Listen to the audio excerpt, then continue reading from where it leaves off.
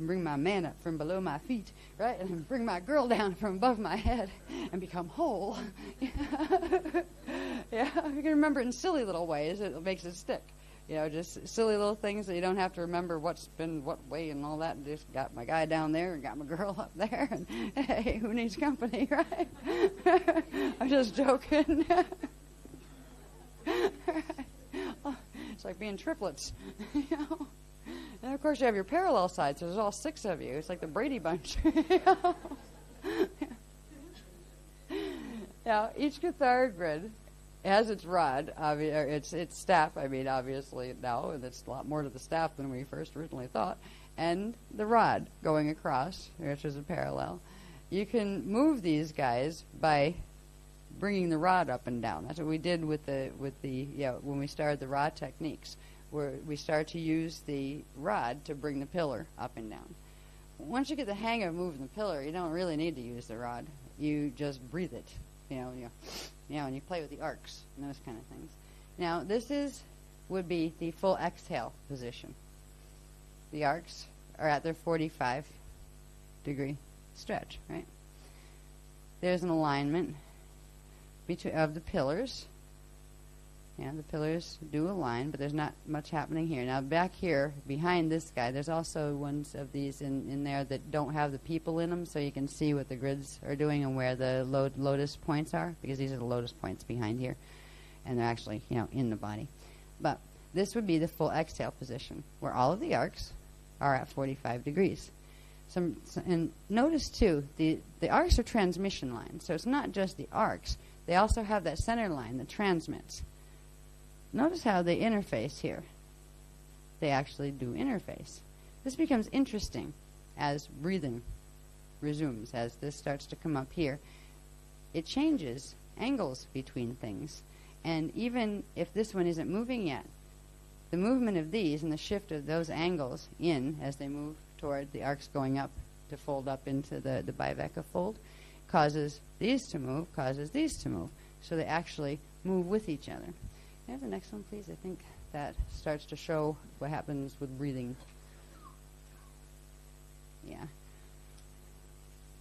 Now here I'm kind of omitting some bodies just to get to the breathing, because it started out without the bodies in them, just showing how the grids phased, the ethos, the eros, and the PCM phased to generate sparks. So I'm still keeping it personal, so you realize I'm talking about the one that you're walking around in when we phase our arcs. You have all of these bodies attached to it. You have these cells. These are your photo flame cells. And you're in them, as opposed to them being just in you. You're in them. You also have small versions of them inside yourself at those 0.5 levels where the radon cells are. In your body, you also have those. Every little Cathara grid, even that little density 1-1, has a set of radon cells and all of that. So this whole structure goes right down to the tiniest all the way up to the largest aspects of self or universe.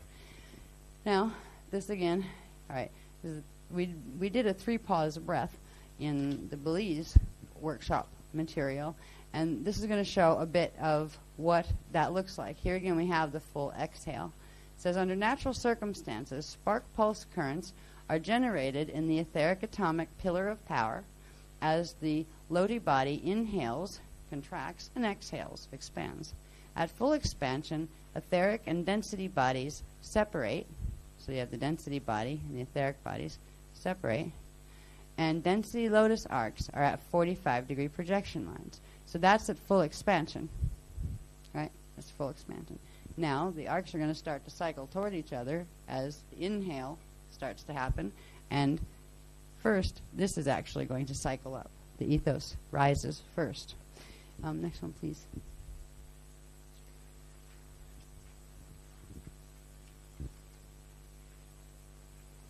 Okay, now the arcs are this is 1/3 inhale, right? As etheric photocells begin to phase, etheric photocells begin to phase as lotus arcs begin contracting toward center alignment. So they're starting to contract, going toward the center. These are coming down this way toward the center, right? And the same with each of them. See, this angle's changing. It's like they're locked together. Their transmission lines are actually locked. So one moves, the others will move. Now, okay. The etheric bodies contract together, and the radon cells progressively activate to replenish energy in the pillar of power. So as these arcs are coming in, the top one's this way, the bottom one's this way, you have the Eros ones are phasing, you have these are phasing. Now the Eros isn't moving, its arcs are moving, but its circle isn't moving. Its ball of energy isn't moving. That won't release until the seals up here are released, and they won't release until the ethos does something for a while. All right? The ethos will come up because we're the PCM universe, which is core female of the Et Tauri, right? All right. It will draw the ethos, the male, up and down in phase with the male. Now, the first third of the inhale, the first 1/3, where you have the tip that was, this gets real hard to see. I'll use this as an example, but it's what's happening down here. The tip, say, of the PCM, if this was the PCM one down here, the tip of that.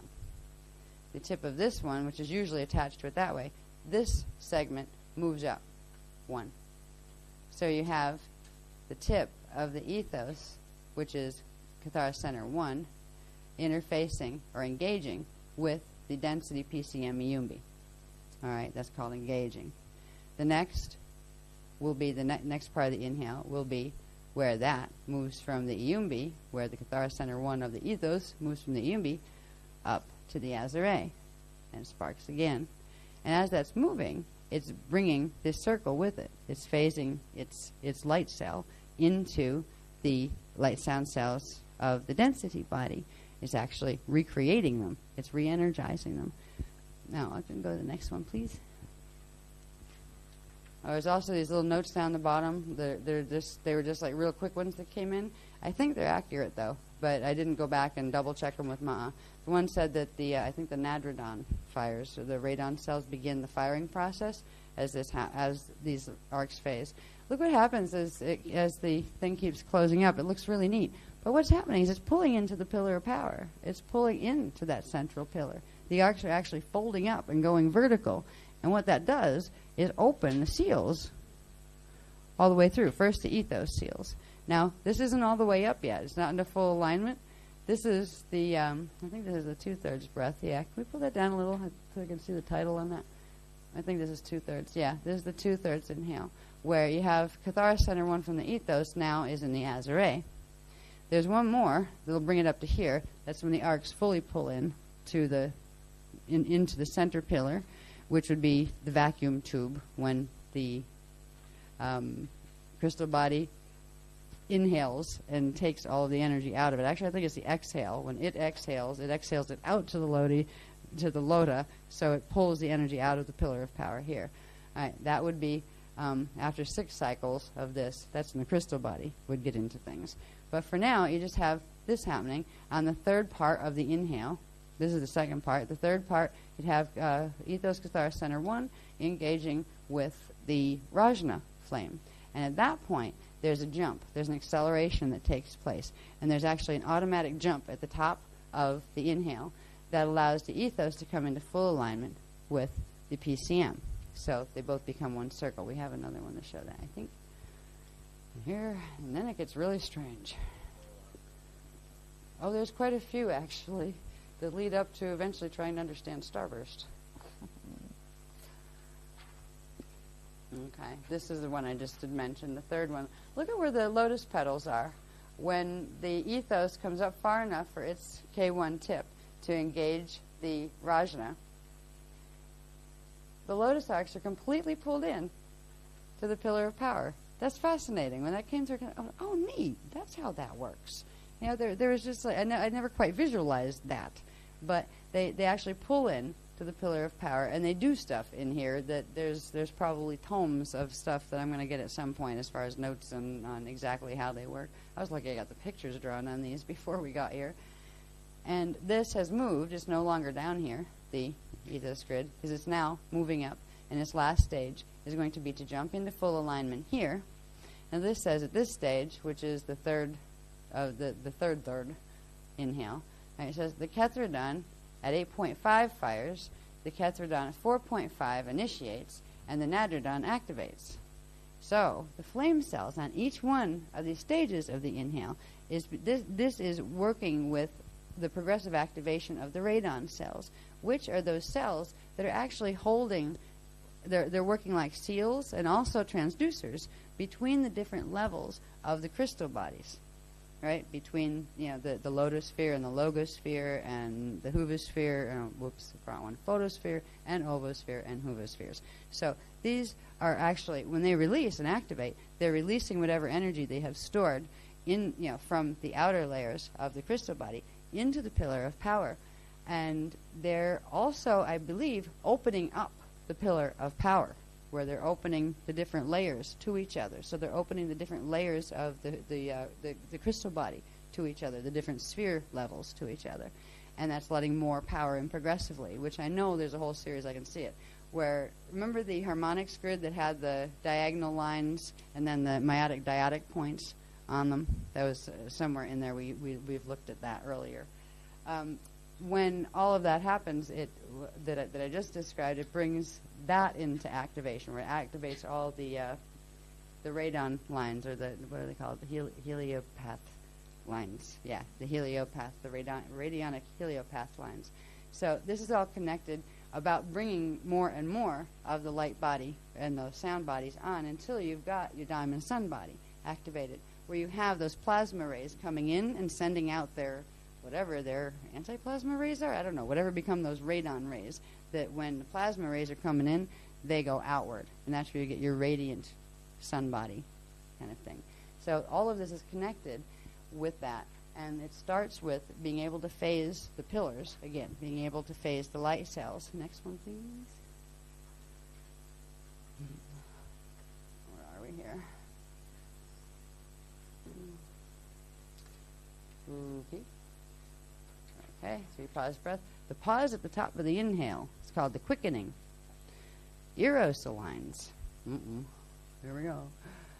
In response to the monadic spark release, there's a monadic spark release at the last one that I didn't read the small print, but it releases a monadic spark. That's what makes the jump happen, where the ethos fully aligns with the PCM grid. But in response to that, the ethos light body jumps up in frequency and aligns fully with the PCM density body. So it's not down there at all anymore. It literally jumps all the way up into full alignment, where the two light cells are fully aligned. Okay, releasing spark currents into the radon cells. So when it does that, and I bet they go through these, I bet they use the lotus points to get back into the pillar to go into the radon cells. So it releases sparks into the pillar of power when it jumps fully up. Let's see. I think, let me see down here a little bit, honey, please. Yeah. Okay.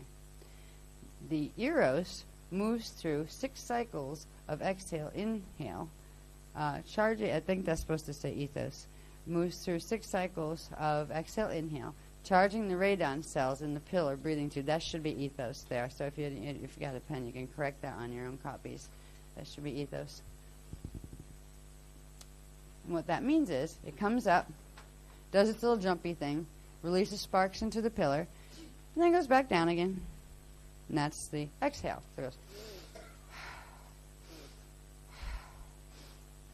But you actually start with the exhale.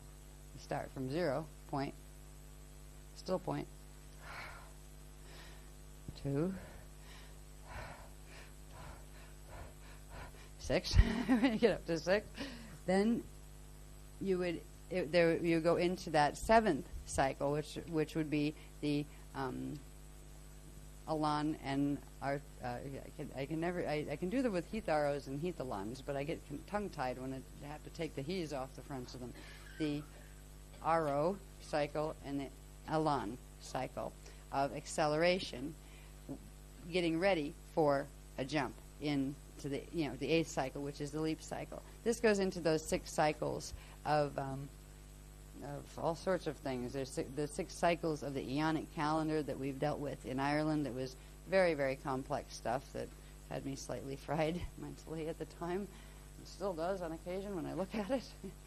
It also has to do with the 6 cycles of growth and of expansion and contraction that are the cycles of growth through which a pattern expands into manifestation. The first 6 days of creation, and then there was rest, Well, not in the normal cycle there wasn't rest. There was a quickening at that point. That's where you had the electrical peak and the magnetic peak. And then after that is where you had the leap and the shift back to 0 point. Then there was rest. Mm-hmm. So technically, there were 6 days and 2 quick jumps. And then there was rest. And the cycle started over. So this is all keyed into. Those cycles have to do with how frequency expands and contracts in the shields, which means how it expands and contracts, how fast, what the rhythm is that it will expand and contract within the manifestation itself, the entire level of all of the bodies.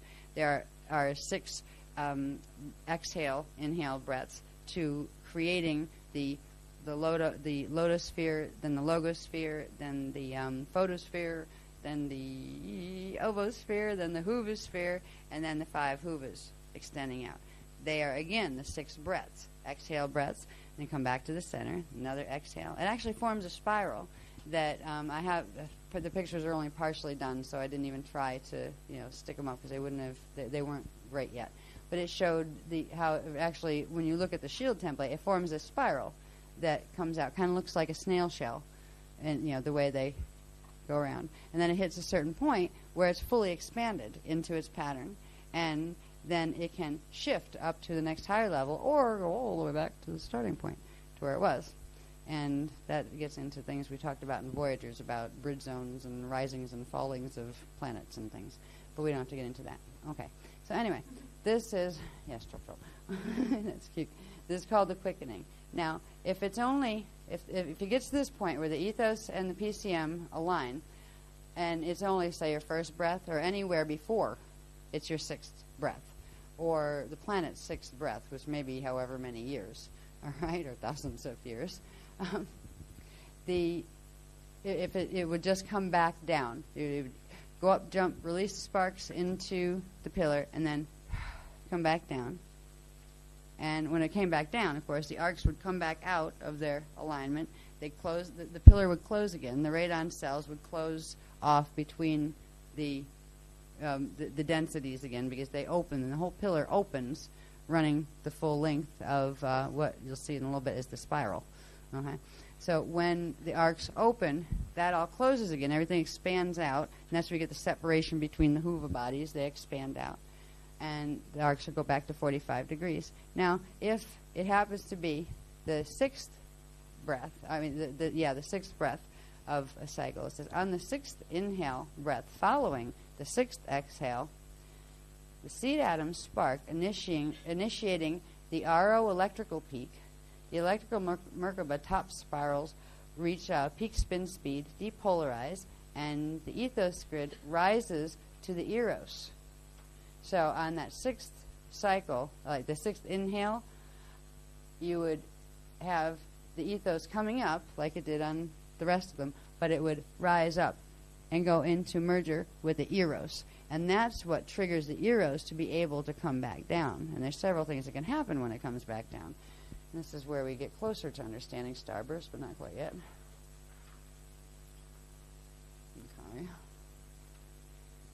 Okay. PCM and ethos ascends. So we got to the point where we had the PCM grid, the density grid, and it had been aligned with the ethos. And now the ethos jumped up to align with the eros. All right. On the 6th inhale breath, this is explaining more. Following the 6th exhale, the seed atoms spark, and ethos reaches RO electrical peak, ascending into eros alignment with the imprint of the density body. Now, this was that ectoplasmic imprint that we talked about for anybody who was with us in the Paxos stuff when we got the process of Hetharo and Hethalon, where during Hetharo electrical peak there was an ectoplasmic double of our images, of our literal content of molecular structure and consciousness that was taken up into the Eka. In ectoplasm is ectrons, which is the D8 primal units here, our primary units. So this is what it is doing. It's taking an imprint, and it's a D8 imprint, the ectoplasmic imprint of with an imprint of the density body. So you have Eros goes up. Density body hasn't gone up yet, but an imprint of it has, okay, into the ethos. Now you have ethos and its twin, Eros, coming together here with an imprint of the density body. Sounds like a marriage. Density lotus arcs remain vertical. Okay, so the arcs are staying vertical. Now if they had gone back down again, if it wasn't the sixth cycle, they would have just expanded back out again, and the pillar, they would come out of the center of the pillar seals would have closed back up, and the center pillar would have closed. But these, they stay open, they stay vertical. I don't have them drawn in here at all. I didn't have time to do that, but I was getting the words anyway. So you still have the PCM arcs are still in the vertical column. So are all of these. All right. Now, let's see what happens next. Okay, so the density arcs remain vertical in the pillar breathing tube, and ethos and eros merge, opening to the 12-petal lodum. All right, so the ethos and eros merge, and it opens the conduits between the PCM loti and the PKA loti. So it begins the process of activating the lodum by bringing those two bodies together. Now, okay, yeah, ethos light body jumps to alignment with the eros sound body, carrying an imprint of the PCM density body. Okay, next one, please.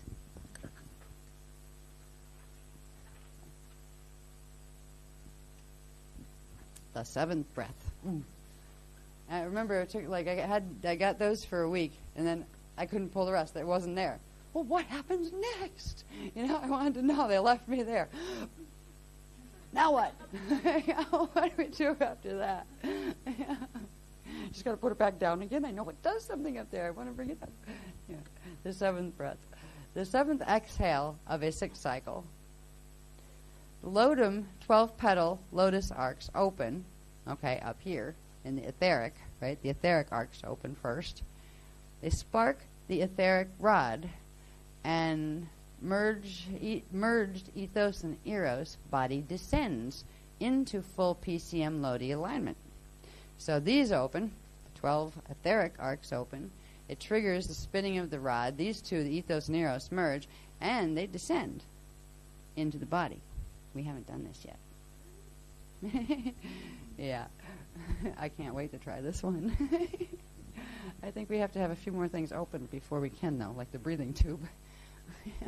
Might be a little bit difficult to do without that. Okay. Now, let's see. And the PKA density PKA density alignment, PKA Lodi density. Let's try to see what this says. I was writing really fast at this point. Lotus arcs and mark about reach our electrical peak. Okay, so this comes, Elon. Okay, right. When the ethos and eros descend into the PKA PCM body, that will kick this Merkaba into its RO electrical peak.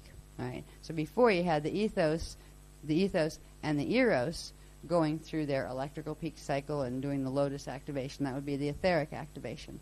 And that, once this took place, would allow these to come down and trigger the activations in the densities, and into the density bodies. Next one, please.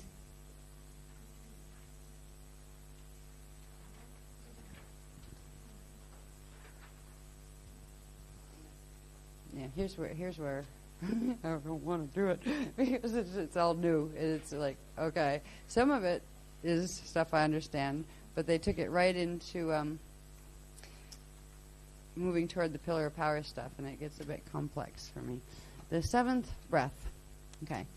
Light, sound, ethos, eros bodies, and PCM Lodi and PKA Loti densities shift to 45-degree Eka alignment.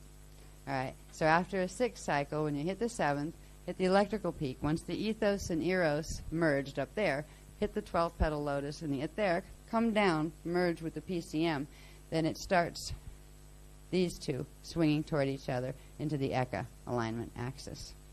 Like this. Okay? Can you lift that up a little bit, honey? This is where, when they reach 30 degrees, they start at 45 degrees away from the Eka 0 point. The Eka would be the 0 point.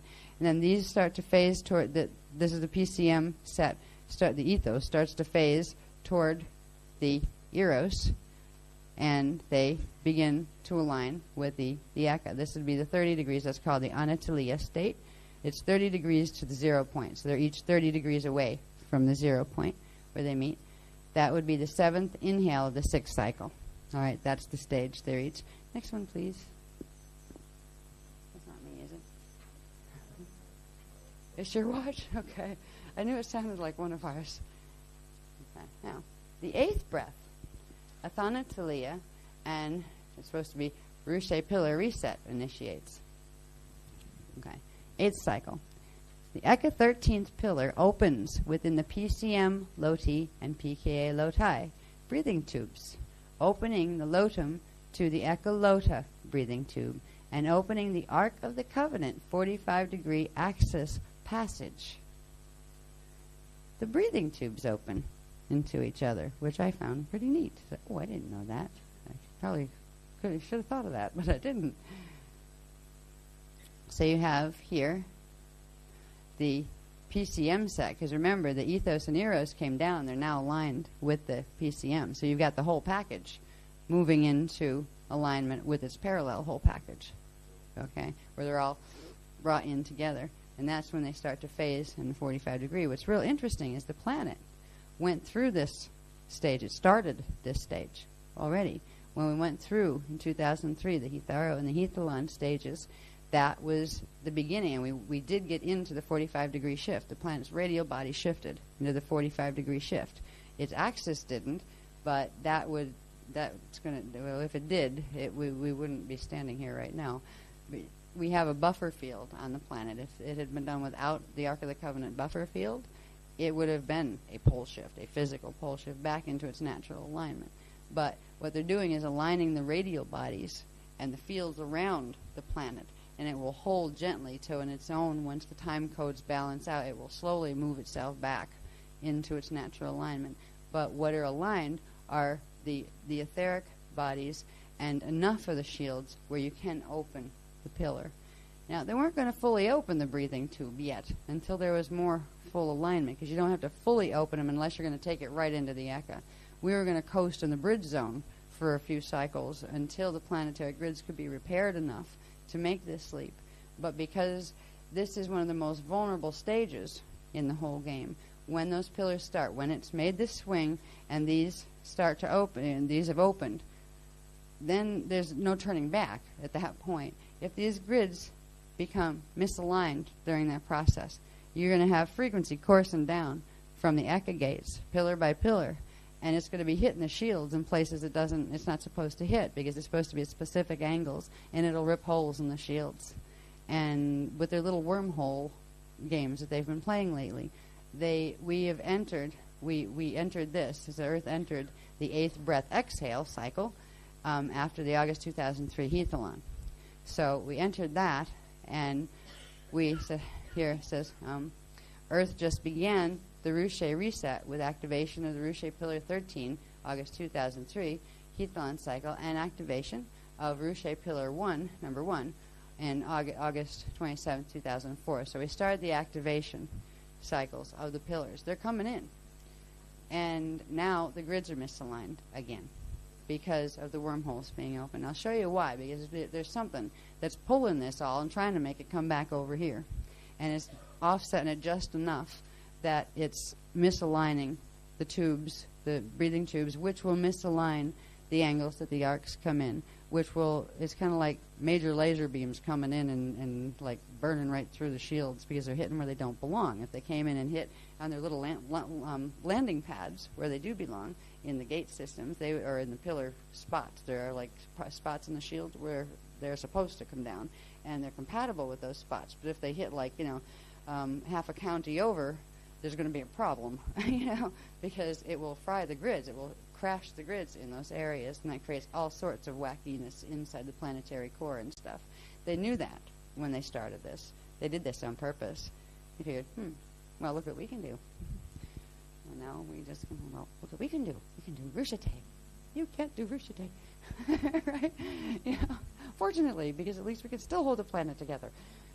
So we did enter this cycle. The next natural phase we would have gone into would have been this, with the biveca fold where it goes into athanatelia.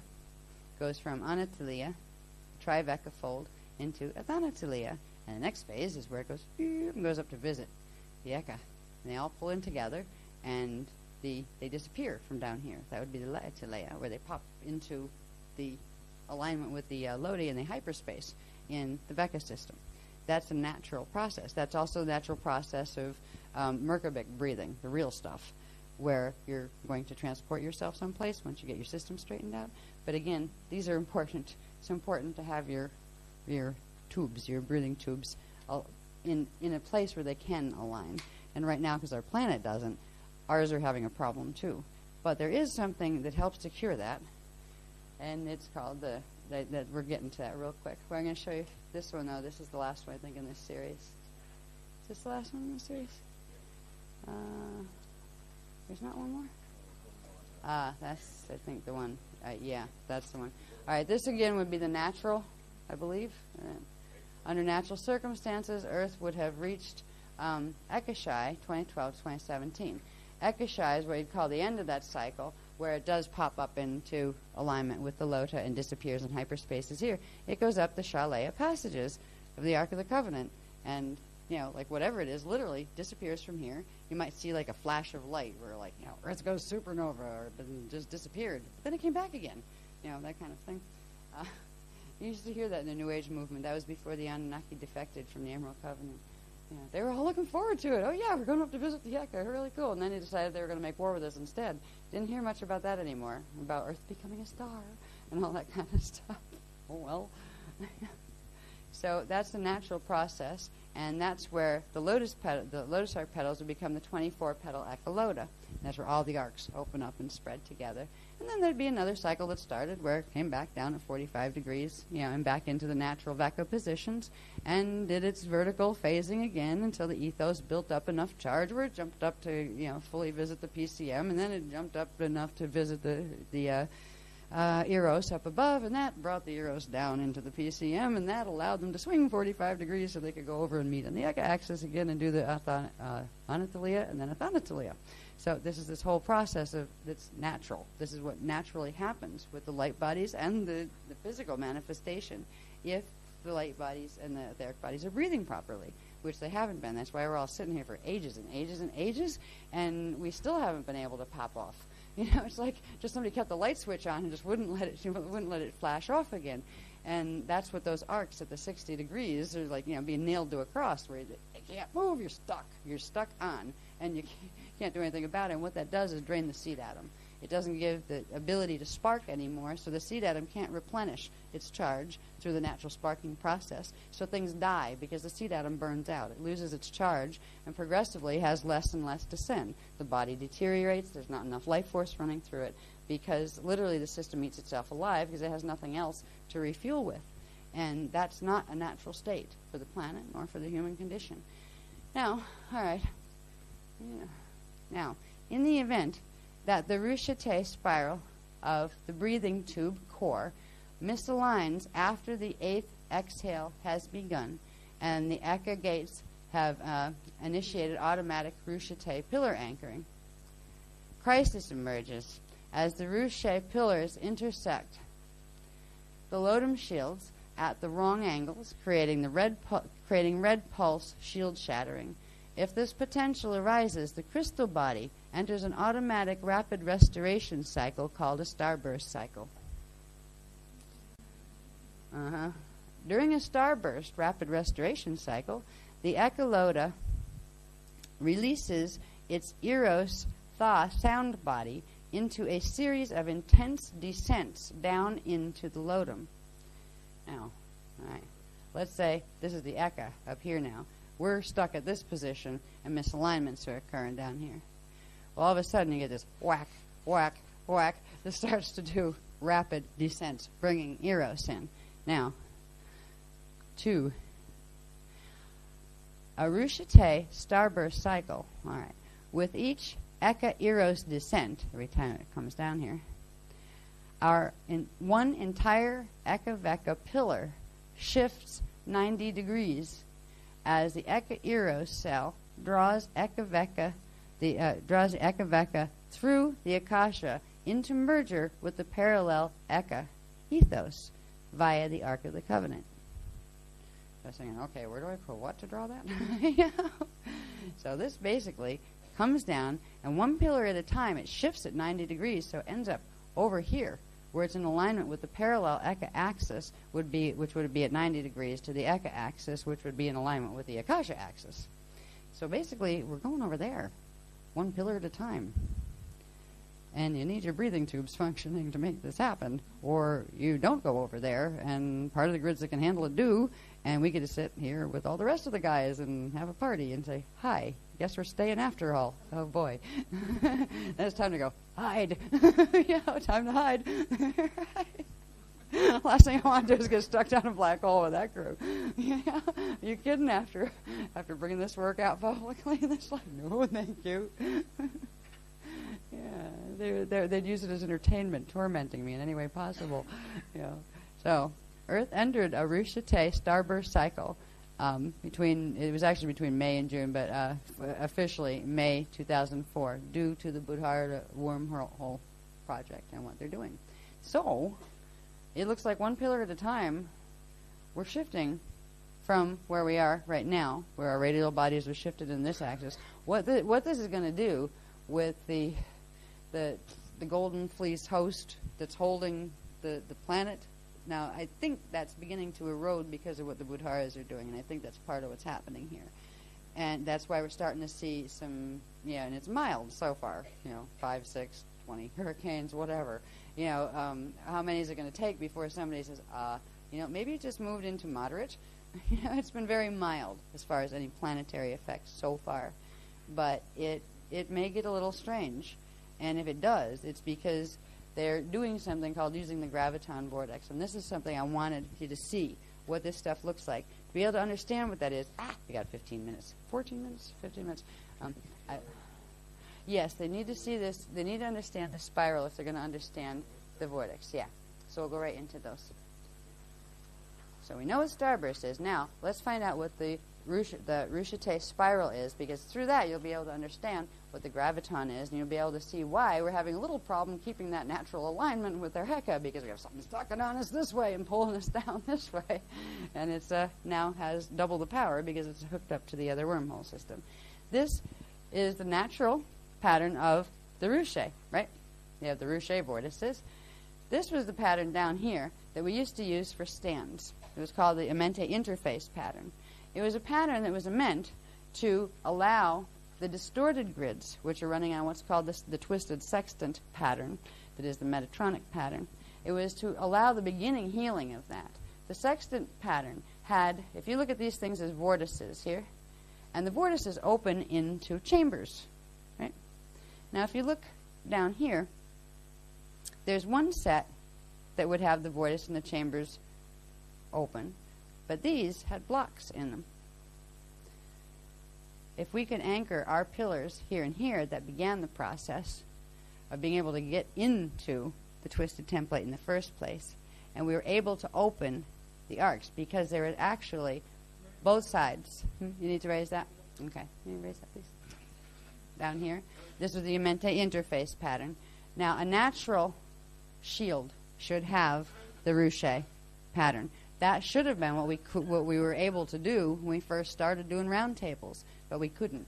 We had to anchor first and get something running, because the sextant pattern, which we'll see in a little bit, has not only blockages on the vertical vortices, but it also had blockages on the rod vortices.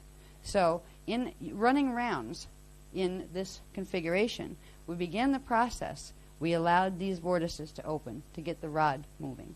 The next natural thing to do would be to get the staff moving. Now, if you look at this as a flat template for now, like this, and that actually interfaces with the Cathara grid in two ways.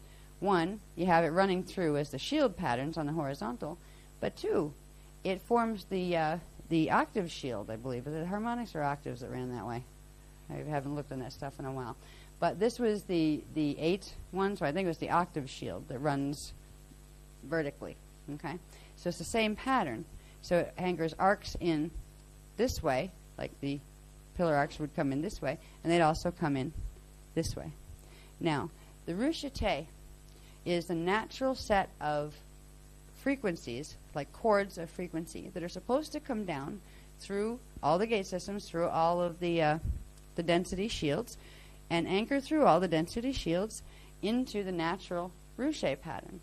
They haven't been able to do that because of the twisted thing that you'll see in a little bit. This is an improvement from what it was, where you had both sets blocked, which meant none of the vortices could turn properly, which meant none of the frequency from the Eka could come in properly. It was literally the hijack of the whole template. It was pretty nasty. Now, this, again, was the ruche up here. Can you put this down, honey, please? Okay, that's the natural ruche pattern. You have the 4, just like the necklaces, you have the 4. You have the 13th pillar in the center, and then you have 1, 2, 1, 2, 3, 4, 5, 4, 5, 6, 7, 8, 9, 10, 11, 12. That's the natural alignment for the ruche, because that's the natural alignment that the ruche spiral of chords, or frequency, spiraling frequency chords coming down from the light cells in the matradon are supposed to be able to do. The matradon anchors and gives the ability for the 15 cells of the Akasha, the Eka Yanesa 15 cell seed atom. Each one of those cells sends down a array of frequency. They become the core frequency templates for the 15-dimensional spectra. So the Eka 15-dimensional spectra gets stepped down here into the PCM. Now, under natural circumstances, which one are we at? Okay, yeah. That also plugs into the DNA templates. The DNA template is the same thing. It's actually structured like that. These DNA strands would actually be the things you see coming from the edges of these vector vortices. If you trace those lines out, that's where you get the clock face, right? And that's where you get the strand diagram that would plug in to the ruche, the natural ruche. Now, this is what the 4-strand mutation looks like. That's what we've got right now. This is more the configuration of what the DNA should look like. You have spirals within spirals, and I'll show you what that looks like in a minute when we see the ruchete spiral. That's a mini version. The DNA is actually a mini version of the ruchete spiral coming in. Next, please.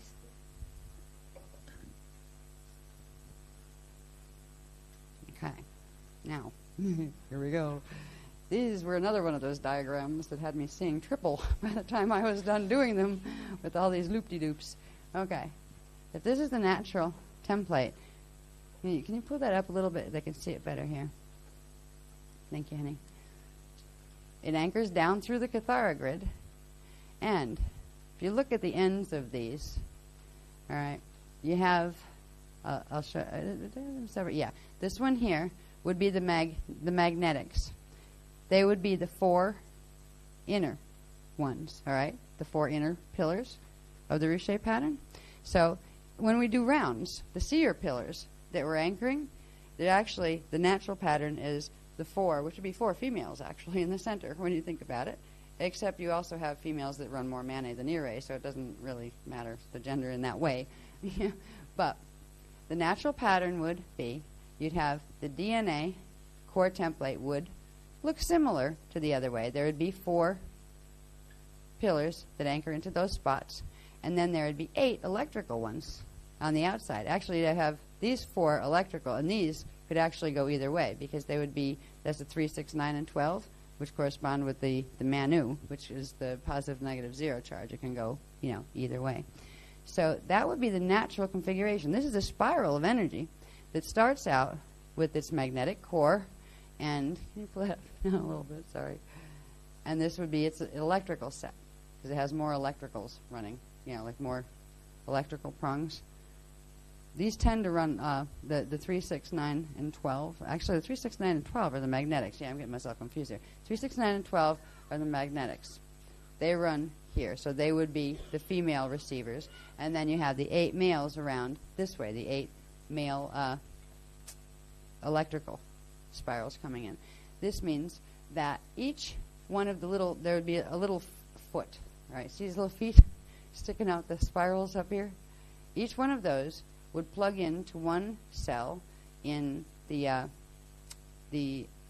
Yanesa light cells up in the Akasha, and they would bring down the frequencies into a spiral that would configure to the Ruche spiral pattern, all the way from up there, from the center of the Eka, all the way down through whatever's manifest down in the Veka systems. That's how it's supposed to work. And it's a natural spiral of frequency that would have the 13, 14, and 15 at the center. So you'd get the primal light field at the center, and then you would have the 12 density potentials, or the 12 things that become the density currents, would follow the Ruche pattern. And that's how the natural structure is supposed to be. So you put these two together, you have the magnetic one on the inside. Could you show this corner, please? I stuffed a lot on this diagram, but you have to move it all over the place to see it. So this is the magnetic one that corresponds with these, right? And these are the electrical ones that correspond with these. And then there's the center pillar, which will be the one that runs up the center. That's naturally supposed to be spiraling up and down your body. What's really cool is it forms the chakras, the natural chakras. Can you show the next one, please? 7 minutes. Oops, that's not chakras. What is that one? Do I need that one there? Oh, that's showing a double one, actually. That's showing... It's also... I also hinted at the mutation here. See this? This is the unnatural structure of the sextant shield. What was the Amente interface pattern here, at least we got to open some of it.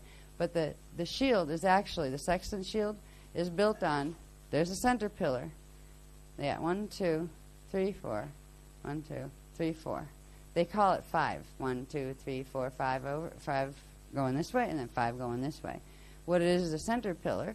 It still has these guys, but the numbers have all been messed up into a mess because they've shattered shields and forced half of this one into half of that one and half of the other one. I have a rough sketch of that somewhere. That's not on this page yet. But this, instead of having the Ruche pattern for those spirals to plug into, what is mutated things into is a set of 1, 2, 3, 4, 5 by 1, 2, same one, 4, 5, right? It's going over. It's changed completely. It's reduced the amount of frequency by half, and these are all reversed, which means the currents are running in reverse. That is the core template of the sextant shield, and what we need to do is bring in the natural Ruche spiral again, because what is being done with this is, it's a real shame, actually. The gravitron vortex is a mess. Let me see if it's on that one. Yeah, I don't think we're up there.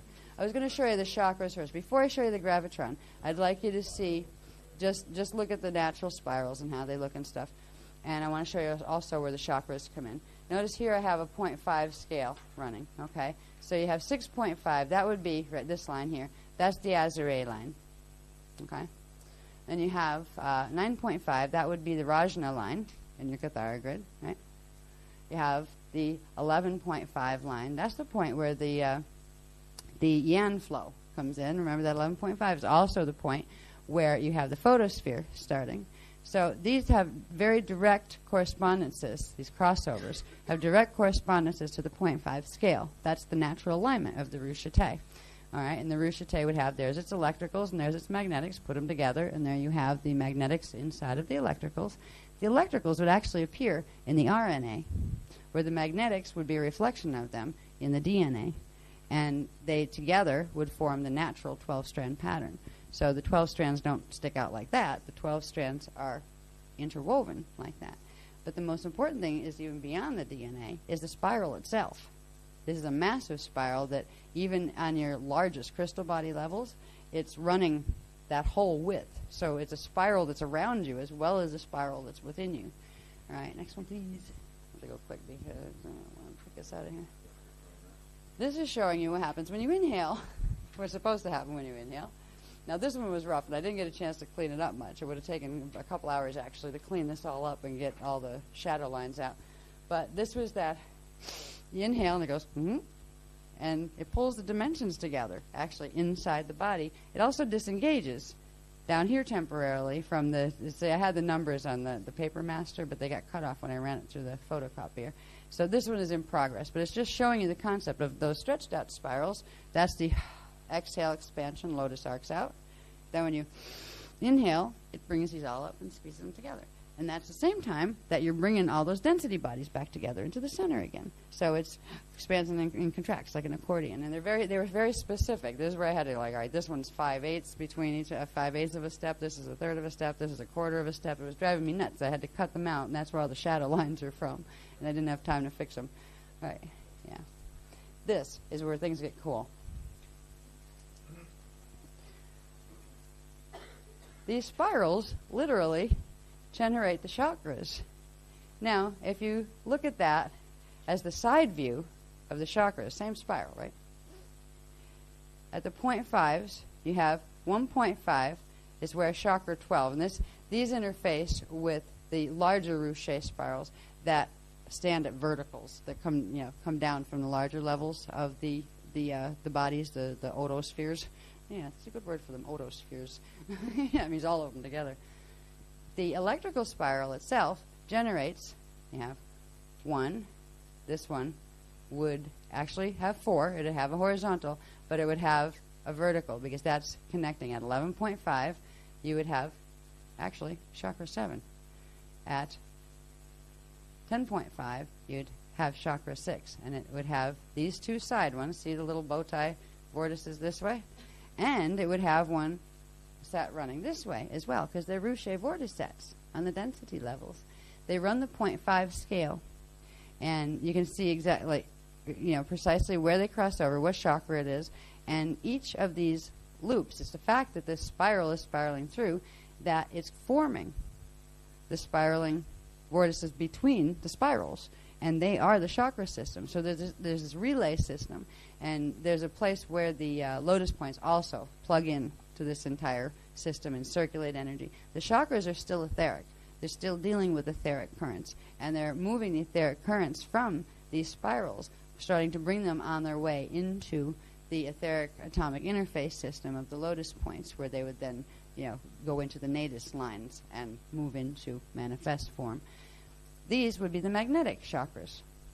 Now what's really cool is the chakras turn on during the exhale phase. Yes? Yes. Exhale phase. Where the single pillar, and it might help to see these two together, the one we just had on, if you could just put them a little bit near each other. Yeah. No, the one before that. Yeah, oh wait, I did the regular one. The regular expanded one. Yeah, thank you. Okay. Now, that's showing it in a stationary position of expansion, but it's not showing the actual dynamic of expansion. Because when it expands, that center pillar, these center ones, they actually go into a spread where the pillar in between them opens, and they polarize. And it's through the polarization that spiral turns into 2, and between them, the chakras open, and the pillar opens to allow the chakras to spin energy out of the pillar and begin pushing them into the interface system of the step down. I found that absolutely fascinating. I said, oh, look at that. That's where they came from. I wonder where they came from. So it means that the chakras phase on and off. They're not supposed to be sitting there like wheels stuck on inside of your body forever and ever. You're supposed to have 4. Everyone should have 1 here, 1 coming out the back, and 2 on the sides as well. Right now we have 2 that never shut off. Why? Because our lotus arcs got stuck in a crucified position, which means we got stuck somewhere in the middle of a phase where the chakras were left open so the pillar can be constantly drained. And that's the life force that's perpetually recirculated through until it burns itself out. And what does this? Where are we? I think I want to go right to the gravitron thing just so they can see this, because we're getting to like last moments here, and if anybody decides to make us leave. I do want to show them the one with the chakra on the Cathar grid before we leave, but I want to show them the gravitron first. All right. Okay, I'll give you these back. Okay. When we look at this in terms of the body, that same 0.5 scale, where we can find where in the spiral, there's the 2 spirals together, pulled into the polarization that allows the chakras to turn on, okay? And they turn on in the front and on the sides, Right? This is supposed to be. Once you know where they're really supposed to be, you can call them back to where you'd like them to be. You can assist once you start anchoring the natural ruchete. You can, once you have part of that pillar running, this is why we have to get the zendradon planetary cell to open so we can begin opening ours. We'll do a little bit of practice tonight, he's saying, but we can't do a full thing because he's not going to do that tonight with the company that's around. And also we can't do a full one anyway. We can play with the arcs, but we can't spark them yet to get the whole breathing thing going, to open the breathing tube, until the planetary grids release the zendradon. Can't talk, I'm so tired. But anyway, this shows you where the primary 7 embodied chakras are. The other ones go up higher, and we can figure that out. What's next is, and we didn't have time to do this, okay, exactly what way is which one's supposed to spin? Which I wouldn't doubt. If this goes back to looking at those diagrams that were driving me insane with all the little axiotonal lines spinning in different directions, I think it has something to do with that. So we'll find out, and we'll be able to tell on males and females, do they spin different? What we have right now are the 2 pillars. We're supposed to have one counterclockwise inner pillar, and then which would be like the meage field and the magnetic field, and then the electrical field on the outside of it, the natural structure. What we have now is created by the sectional shield distortion, and males, I believe, have 2 counterclockwise sets, and they're not 12 sets anymore. They have the 5 down and 5 across, and the males are going counterclockwise. Things like more things you can incarnate into, and incarnate your family into if you're invading a planet from the inside out. So we are going to begin the process of healing the chakra system by bringing in the ruchete spiral. And the ruchete spiral, the natural spiral, is what has the power to clear the gravitron vortex. And this is what I would like to show you. It's still rough, but it's close enough to give you the idea. This is real rough, and I just didn't have time. Like, this is what the last one I said, I'm not leaving without this one. It has to be done. Yeah, it's the finale. They have to see this. This is, in its it's actually something I can read, but it's very hard to read, and I have to read it like on paper, not on Mylar. This was the Amente interface pattern that I took just to use as the model for what should be closer to what was supposed to be there, just to illustrate what they did. And I have to do this in a way that shows exactly which half of which is stuck where. Because what they did was they shattered the natural shield positions, the natural shields that were supposed to anchor each of those spirals, and they forced them together into reversed, unnatural numerical ones so they could anchor part of those spirals, but on the reverse current. So they could literally hijack the spiral, and that's what has been done on the planet, but it's also bigger. It goes up to the black hole in the center of the galaxy and a few other places that go up higher, like up into Polaris and the Gaian system. And that's 3 densities worth. So that's a lot of spiral messes.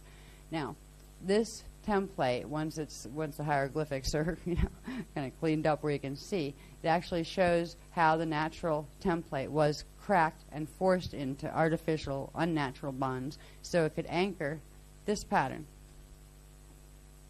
instead of a ruche. Now, we have 1, 2, 3, 4, 5, 6, 7, 8, 9. There's only 9 dots there, right? We're supposed to have 12 plus 3 in the middle. What happened to the 15 dimensions? What happened to the 15 currents? They're not there anymore. They're shut off. What's worse is you can't generate currents between them because they both go in the same direction. So all it does is create static between them. They have the same polarity. So they're actually creating a static field between them, which means the spiral hardly spins. Where it's supposed to spin, and it's supposed to phase and open the chakra and stuff. They're just leaving this static charge build, and they have the chakras forced open because of the lotus arcs being forced open. The pillars are forced in that open thing. And that's what's circulating to keep the systems alive. No wonder people die on this planet. No wonder everything dies on this planet eventually. And this is a condition that can be corrected, but it takes a lot of frequency to do it. Fortunately, they've made it so bad that it's going to get better, whether they like it or not, even if they send themselves back as space dust more rapidly than they had in mind. Because if they keep messing with the spiral and keep trying to play with it now that it's set into a Ruchete cycle. I mean, it's not us doing it. It's coming, whether they like it or not. It was a consequence for what they did in the grids. They're still trying to pull. What this does is we're already totally out of alignment. This would be the natural solar north here, right? What we've got is one part, the electrical part of the template, was forced into the 23.5 degree shift. And then the magnetic part was forced in between the 23.5 and the natural north, which put it at around 11 3/4, and it wobbles. And it does a cycle around that while this wobbles this way. And this creates this magnetic vortice down here that totally controls and holds the angle of the ecliptic shield in. It holds the shields out of alignment, and all of this plugs into the stuff that we showed you a while back that had to do with the moon and linking into Jupiter and all of that stuff that goes up into the galactic systems and that things. This is the earthly part, and that means that everything here has this spiral distortion, and they're not anchoring the natural Ruchete spiral pattern. If this continues, and what they're doing is amplifying the speed. They're allowing this to spin now, and they're making it spin very quickly, and they're progressing it. They're going to try to amp it to its highest level through the Buddhara wormholes over on the west coast. They're going to run it all the way through the wormhole linkages they have here, and they have quite a few systems. And what they're planning to do is use it to drag whatever of the grids are left, because remember, we've got some over here now. We've got a third of the radio body grids over this way in echo alignment, and they're trying to use this to suck it all back in. And that's not very nice. Yeah. So, because they're doing that, the echo frequencies up there can feel the tension that's being pulled on it. That's what triggered this. It's not anybody doing anything to them. But this is going to have its 12 pattern crashing back through it. That ought to be interesting. The people here and on this planet that can anchor this will help. We open our breathing tubes. That's the beginning where we can run it where it doesn't have to crash. It can gently move in and spiral, and it will simply burn that off. It will literally clear it as it moves through, because the Ruche pillar is coming from the echo level. It is the light cells, the photo light cells of the Yanesa. We have to stop? Okay. So anyway, so we have to stop. Are we being evicted? Yes. Okay. Anyway, I did get right to the end, and we will. I was saying it does. I can show you real quick, all right, even though we're getting evicted. You can do one thing really quick, because you probably want to play with the breath. We're going to we'll get the techniques and the chakra fixing techniques for the Saturday workshop. I get a feeling we might get some of this on site tomorrow as far as a bit more of the breathing. But simply practice trying to do the regular lotus arc stuff where you bring your pillar up when you inhale, right? And also bring your arcs up when you inhale. And then try to become aware that as you do that, you have this other set of arcs that's exhaling. Try to get a feel for the two sets of arcs. So when, it's hard to do this with the microphone in here, but just so when you inhale, the ones that are closer to you, imagine there's this other set that's going down to 45, right? And when you exhale yours, it can make it slightly dyslexic. Where you go, wait a minute, where'd my pillar go? And that kind of thing. Try to keep track of the breathing where you do your usual, where you inhale and bring your density arcs up. But at the same time, imagine your other ones, your bigger ones, crystal body ones, came down into the 45 degree. Try to keep track of the movement of the breathing, the two sets of arcs, one exhaling, one inhaling at the same time, and the pillar moving up and down. Try to work with that and see. I bet it will take a little bit. I keep losing track of one of them. It's usually the pillar. It goes, meow. Whoops. It's like I drop my pillar every time I try to watch that second set of arcs. So try to work with that. We're going to be using, I think, a bit of that tomorrow, as long as we can get away with it without any being conspicuous on sites where we're not welcome or anything. Because you don't want to be saying, all right, guys, now do your pillars. And you have people growling at you. We got to go. There are two issues. One for the coach drivers and the times that they can drive. The longer we stay here, the later we leave. So I might come out tomorrow and we can't afford to do that. Oh, okay. Okay. Okay. Really? There's a legal restriction on what the bus drivers can do. Oh. Oh, my rest time between driving. Okay. Anyway, we're basically being told if we don't leave now, besides the fact that we're being evicted because we're supposed to be out of here at 12:30 and it's 12:42, there's an issue with the bus drivers that if they have to wait any longer, we're going to have to wait longer tomorrow before we can go to the sites because there's legal restrictions on rest periods between. Yeah. Okay, what time are we meeting tomorrow? So, to be continued. We'll see you tomorrow for good work, and we'll see you Saturday for more workshop. Yeah. I hope this was worth the wait for you, this information. And the techniques are coming. Before you leave, you'll have them. What time is the coach leaving, Matt? We're leaving tomorrow at 11:15. Yeah, and we've got to be leaving at 11:15.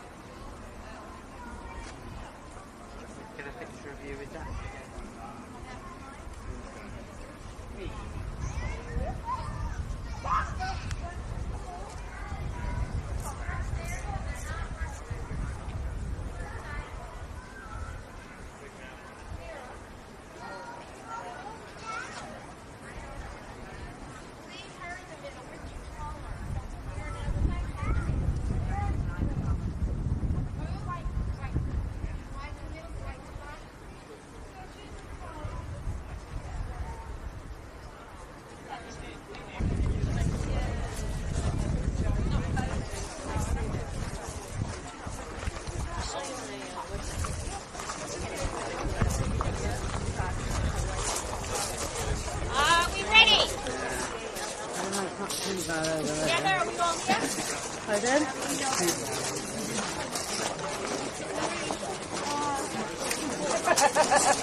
I'm going to learn this. I have 2 days to learn to walk high with my high heel shoes. Where was the washroom?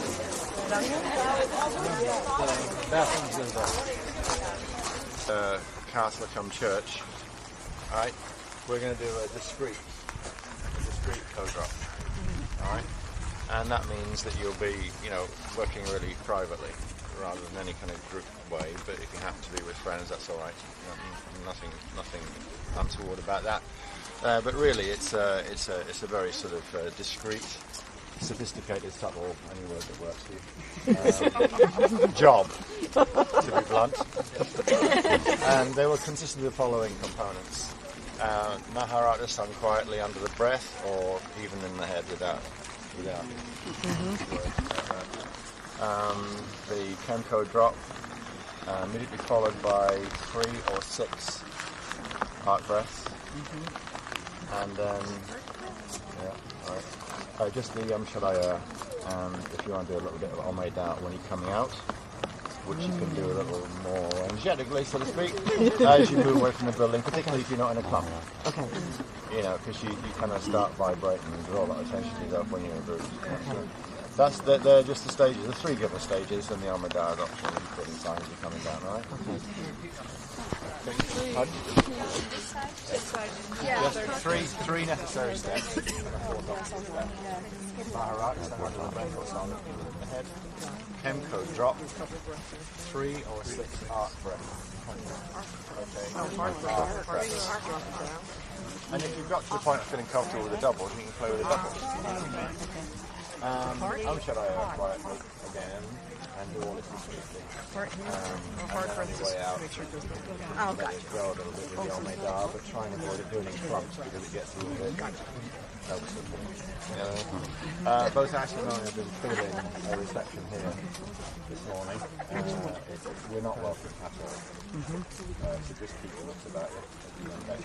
Watch each other's backs, you know what I mean? Okay. Well, with that then, we're heading up that way. Okay. If anybody can do it without using their legs, you have a special True Advanced Masters Award.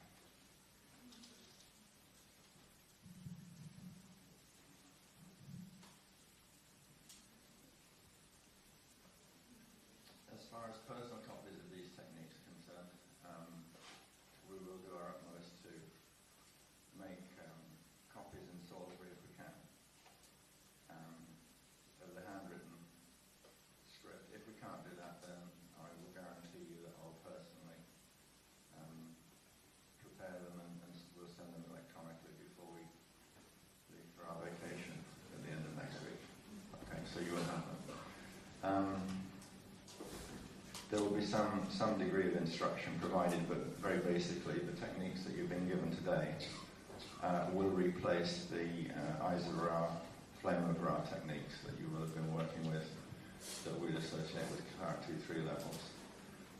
Of course, once, and I stress once, you've completed the given time of working with the Ra techniques, I can't remember what they are, but they're around about 8 weeks of duration, and you probably all know that there's no value at all in cutting corners. You know, you don't move into new techniques until you've completed the ones that precede them. Okay? These techniques are, until instructed otherwise, to be used on a twice-weekly basis. Okay? Right, I'll get right to it then if you're sitting comfortably.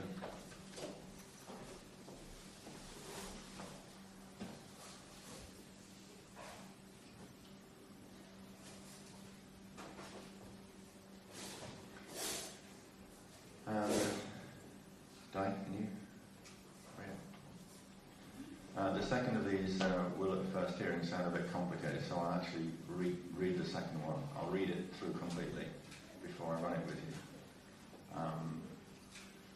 And the only other thing to add is to try and work, even without any paper copy, with the idea of the two sets of the arcs.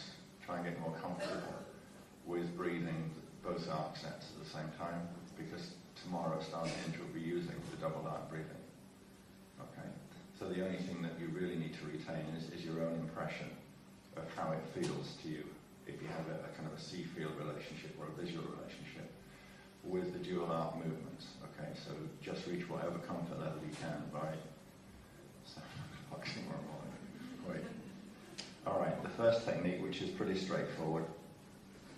First technique continues to refer to the, let's say, set 1, the first set of lotus arc sets. It still refers to them as lotus arc sets. In technique 2, we name the arc sets. So I'll say that we're about to work with the first level of arc sets, which are referred to by the name Ra, Na, Te. And the second set of arcs you'll hear in technique 2 are called the Sha, Na, Te. All right? So we're working with Ra, Na, Te here, but you'll hear them called that in the second technique. Okay? As the first one then is just using only one step. You'll hear the steps will tell you what we're doing. Okay. All right, technique 1 is called the zendradon awakening. Zendradon cell activation, opening the breathing tubes, the eight breaths of reclamation. Preparation for this is all Kathara 2-3 and relevant Kathara 4 Ra activation techniques. In this technique, the movement of the Maharic shield is used to direct the movement of the ethos body photo flame cell. So step 1A is to inhale into the Ra center on a 48-point axis, drawing the density lotus arcs, or the Ra Na Te, to the vertical inhale position to begin a breathing cycle, a complete breathing cycle. The inhale breath is a 0-point breath and is the start position. This is called, or thought of as breath 0. It's not a count breath, it's a prep breath. Not counted in the number series. The 0-point breath brings the ethos and the PCM grids into their start positions. So, take this inhale breath into the Ra center now on a 48-point axis, drawing the density lotus arcs to their vertical position. Exhale downward using the breath to push the Maharic shield, the ethos density 4 shield, downward to earth core. Fully expanding the ethos grid downward from the PCM. As you exhale and push the shield down, expand the density lotus arcs to their 45-degree axis expansion exhale position. So if you want to repeat that step, inhale, bring the arcs to the vertical position. Push the Maharic shield down to earth core. At the same time, feel the arcs come into their 45-degree position on the exhale.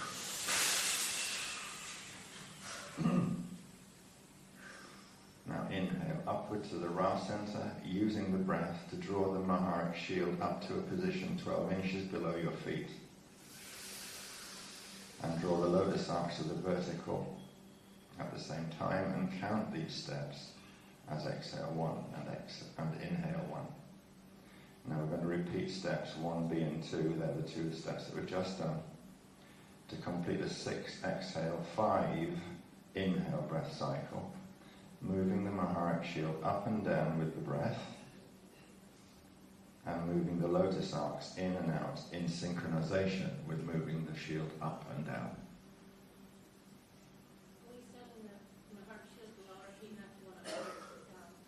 Yeah.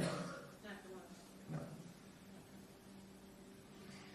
So inhale, bring the arcs up to the vertical.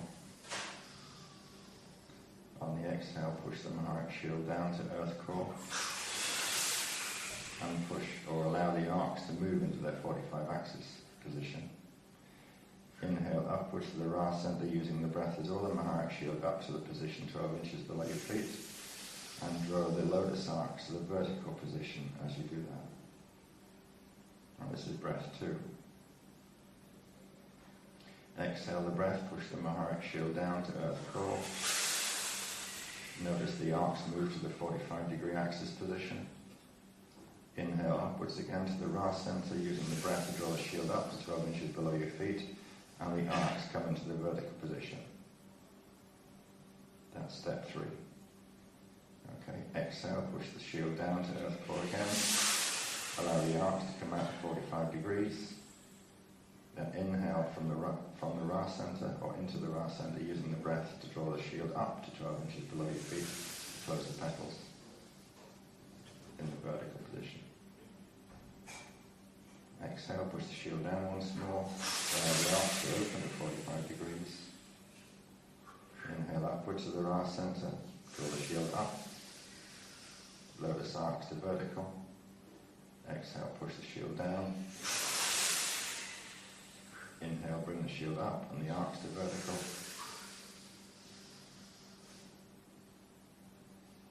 And final exhale, push the shield down to earth core.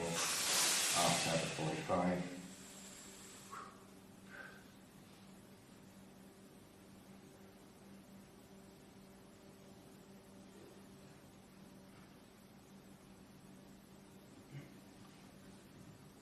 You have to breathe normally for a minute because I have to read this as we go along.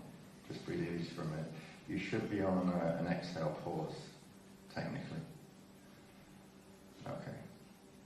So I'll get you into that position in a minute. Now we're moving on to the quickening, initiating the monadic spark. So just take an inhale and then exhale and hold that exhale.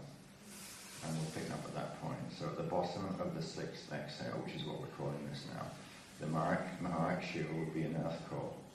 The density lotus arcs will be opened at 45 degrees expansion. Pause to receive the D13 monadic spark in the seed atom at this point. Now the next, the 6th inhale, the quickening ethos ascent. Inhale at the Ra center now, using this breath to draw the Maharic shield all the way up from earth core to chakra 12A, 24 inches above your head, aligning the ethos and eos grid photocells. The zendradon cell now initiates. The lotus arcs come into the vertical position. Now, exhale. This is the 7th exhale, eros, etheric descent. It's the Aro Alon cycle. Exhale from chakra 12A at the center of the Maharic shield, 24 inches above your head, using the breath to push the shield to position 12 inches below your feet. Expand the lotus arcs to 45 degrees as you go. And at this point, the zendradon cell activates. Pause at the bottom of this exhale.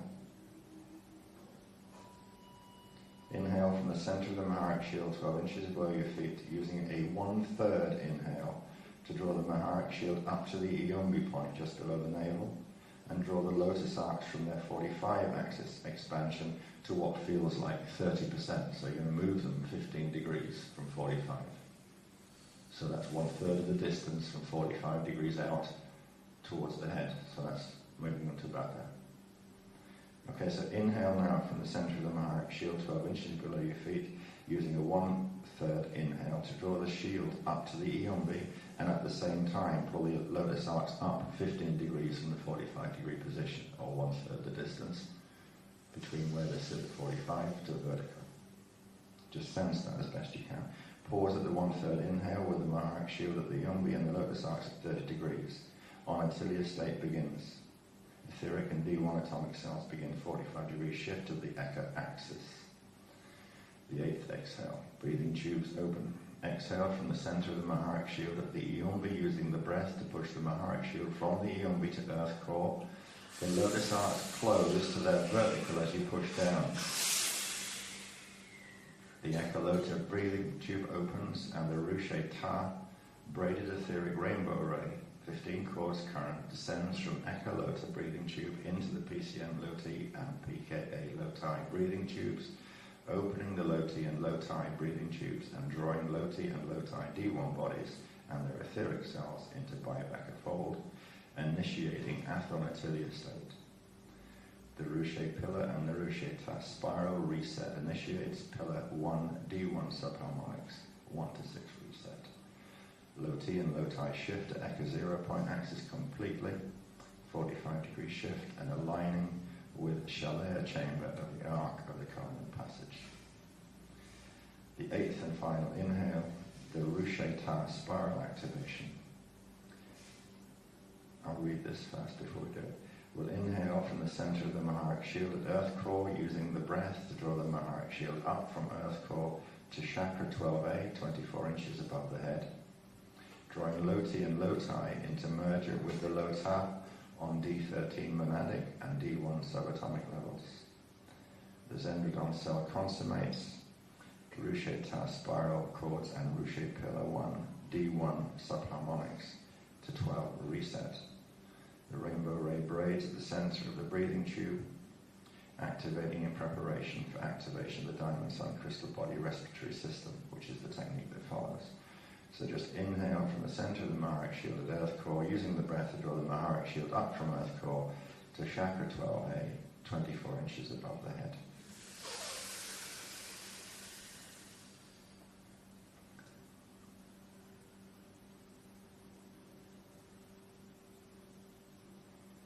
And then just exhale slowly and gently into chakra 12A, 24 inches above the head. In 10 the zendradon cell consummates. And the Ruche Ta spiral chords and the Ruche pillar 1, the D1 through D12 subharmonics reset. The rainbow ray braid at the center of the breathing tube will activate in preparation for activation of the diamond sun crystal body respiratory system, which we will do after I've read it through to you one time.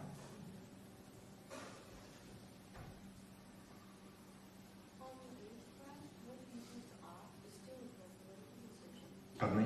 On your 8th breath, what happens to the arc? As far as the technique is concerned, it remains where we left it. Yes, that's right. This one's called the Zendradon Awakening.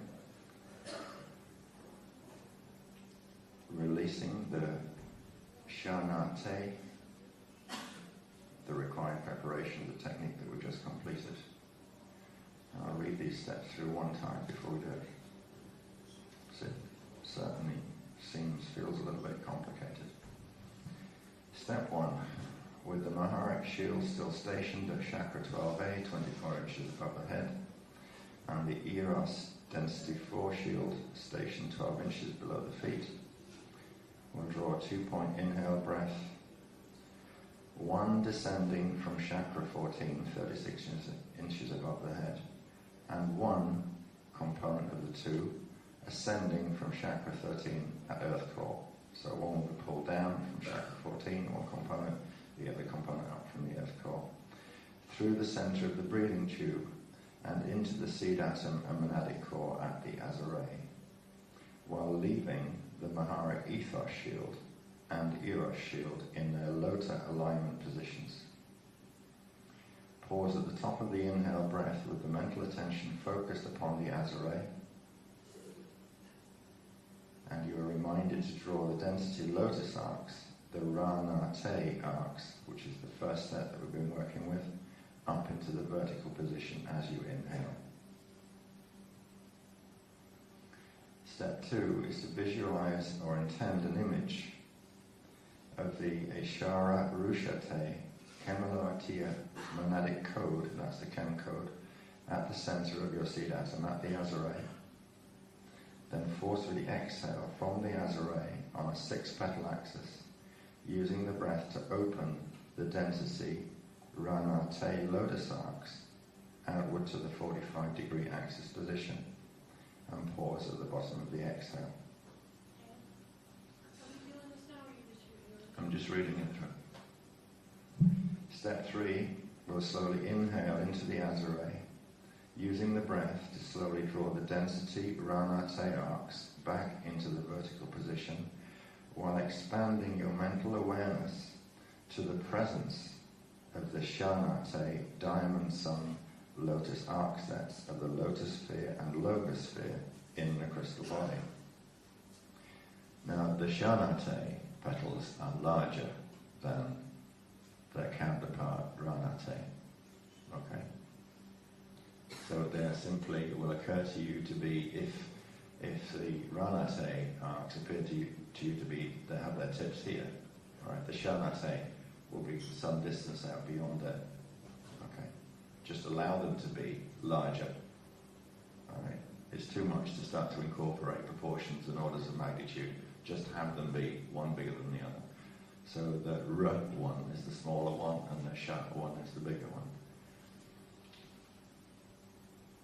As you slowly inhale and bring the Ra-Na-Te arcs, the small ones, into vertical closed position, observe and intend that the larger Sha-Na-Te arc sets, which have been phase locked in this so far in their vertical closed position, these larger ones begin expanding their petals into the 45-degree axis position in synchronization with the contraction of the Ra-Na-Te arcs. Now, all this is saying is that when the larger arcs are vertical, the smaller arcs are at 45 degrees, and vice versa. So when you tell to move the big ones to 45, the small ones are automatically moving to vertical. Okay? So you just have this movement between them.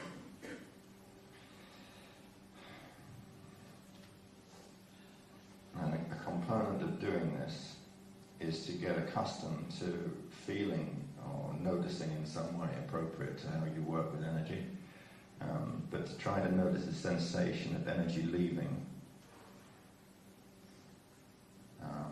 your breathing tube as the Shana-Te expansion draws spent energy out of the pillar of power and back into the echolota. As this occurs, the myonic crystal and meiotic vortices activate, opening the outgoing radionic heliopaths and creating a vacuum within the breathing tube center. I wonder what it feels like to feel a vacuum in your breathing tube. It can be interesting. Pause at the top of this slow inhale and mentally orient, i.e. direct the arcs, the Shana-Te arcs expanded to 45 degrees and the Rana-Te arcs fully contracted into the central breathing tube. Try to sense the vacuum within the pillar of power breathing tube. Now slowly begin to exhale from the Azarema 2-point up-down vertical axis in the breathing tube. As the slow exhale progresses, intend or visualize that as the 2-point vertical breath slowly moves upwards and downwards, the density Rana-Te arcs synchronistically expand out of their vertical closed alignment back to 45 degrees axis expansion. As the 2-point exhale breath continues, the Rana-Te arcs expand or open, and the Shana-Te diamond synchronistically close, contract to the vertical position. At the bottom of the 2-point exhale breath, the 2-point breath will be expanded up and down the breathing tube from chakra 13, earth core, to chakra 14, 36 inches above the head. The Ra-Na-Te arcs are at full 45-degree expansion, and the Sha-Na-Te diamond arcs are at full contraction. The Sha-Na-Te petals align vertically within the crystal body breathing tube. Step 5. Pause for a moment at the bottom of this exhale breath and ensure the proper orientation of the arc sets as described above, and take a series of 6 offline surface breaths, breathing normally through the lungs only, not through the Azare, while keeping the lotus arc sets and breathing tube breaths fixed in their Ra-Na-Te exhale position. During the 6 surface breaths, focus your mental attention on the interaction of energy that takes place between the Sha-Na-Te arcs and the 0.5 radon photocells of the breathing tube as the Sha-Na-Te inhale, Ra-Na-Te exhale occurs. The Sha-Na-Te arcs are closed and aligned vertically within the breathing tube. As this occurs, the 24 lota points activate and receive energy infusion from the lota, generating pulsar plasma waves that enter and activate the dionic crystal and diodic vortices and incoming radionic heliopath tubes of the diamond sun crystal body. As the pulsar plasma waves move inward toward the pillar of power, they release a catheric backflow radon current moving outward through the heliopath tubes. The radon backflow currents turn on the heliotalic rays, outward emanating, of the diamond sun crystal body. The inward moving pulsar plasma waves move inward through the heliopath tube into the interwoven 24 lotus points, and the lotus points transfer the pulsar waves into the radon cells in the breathing tube for storage. As you breathe normally using surface breaths, try to mentally follow this energy exchange from the Sha-Na-Te arcs. Before re-engaging the breathing tube Azare breaths, mentally orient the Sha-Na-Te arcs in their closed vertical position, the Ra-Na-Te arcs in their 45-degree axis open exhale position, and visualize intend a sequence of heliopath tube sun rays turning on and the radon cells of the pillar of power turning to glowing orbs as they receive their infusion of pulsar waves from the 24 lotus points.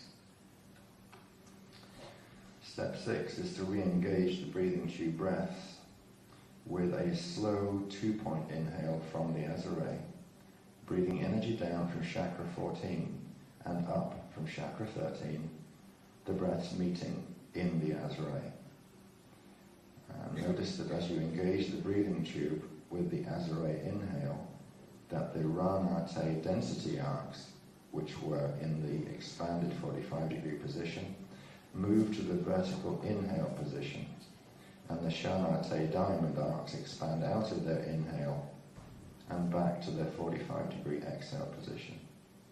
Pause at the top of the inhale and observe, intend that the breathing tube is vacated of energy by the exhaling Sha-Na-Te arcs until the breathing tube reaches a rapid vacuum state, and then, as this vacuum state is reached, the radon cells fire, releasing a flood of heliotalic pulsar waves into the Ruchete spiral in the breathing tube. Step 7. Exhale a 2-point vertical breath slowly from the Azare upward, downward in the breathing tube, while observing, intending that the Ra-Na-Te arcs expand to 45-degree axis and the Sha-Na-Te arcs again contract to vertical. Pause at the bottom of the exhale and observe, intend that the exhale of the Ra-Na-Te, the Ruchete spiral in the breathing tube, transmits the incoming pulsar waves that's released from the radon cells of the Ruchete spiral in the previous Ra-Na-Te inhale. There you make the transfer to the chakra seals and polarizes the Ruchete spiral to open the breathing tube and turn on the chakras. and the chakras release the synthesized pulsar wave currents to the nadis lines, nadio capsule, DNA template, silver sanctum flame body, lotus points, yang flow, and into the manu windows in the nucleus of all the atoms in the body, beginning with those of the chemical DNA. Simultaneously, the Shanate arcs inhale and bring in more plasma rays to charge the radon cells. And it is this point that the breathing tube respiration cycle is now set in motion. Step 8 suggests that we should practice several sets of the double arc, inhale, exhale breaths from the Azure. And I think it's pretty clear that here we have a technique for the first time that really is going to require some practice. Because to develop a relationship with all the different interactions and what's going on, in other words, to have an awareness of the effect of the interactions whilst you're also getting accustomed to moving these arcs. And by the way, we haven't mentioned the movement of the rod in this technique yet. All right, I mean, I'm struggling to stay connected with the technique in trying to, give you direction, support. So, I'm confessing to feeling that it's difficult too. Don't ask me a difficult question. It's not. I don't think it's difficult anyway. It probably will be if you think that. Yes. Yes. That was difficult. Thank you, Jane. You know this time of morning it'll be a simple question. Please don't wake up to Yeah. Well, no, don't worry, darling. I think we're all in the same state. This game of Ash pulls and Az pushes is really all right, but until you get hold of a technique like this and it's just stuck in your hand, you say, go to it, go push this at the guys. Wet. Wet. All right, so look, let's just do it. It's 11:30, and I don't know whether we're going to have time to get technique 3 in here, but we're going to try. It'll probably be a nuisance to the hotel staff who already don't like us very much anyway. All right. Just stay with it as best you can manage, okay, guys? It is a bit complicated. Zendradon Awakening, Technique 2, releasing the Shanate. With the Maharic shield still stationed at chakra 12A, 24 inches above the head, and the density 4 shield stationed 12 inches below your feet, draw a 2-point inhale breath, one from above at chakra 14, one up from below at earth core, through the center of the breathing tube. So make this 2-point breath, consciously intending it's coming through the center of the breathing tube and into the seed atom and monadic core at the Azure, while leaving the Maharic shield and the Eros shield in their Lota alignment positions. Just leave them alone. Take the breath, 2-point breath, above and below. Pause at the top of the inhale breath with your mental attention focused upon the Azure. Now at this point you should be remembering to draw your density lotus arcs, that's the small ones, the Ranate arcs, into the vertical position as a result of the inhale. So they will have moved on your inhale. Okay. Visualize or intend an image of the chem code at the center of your seed atom at the Azure, then forcefully exhale from the Azure on a 6-point petal axis, using the breath to open the Ranate lotus arcs outward to their 45-degree position. Pause at the bottom of the exhale, so hold the breath out.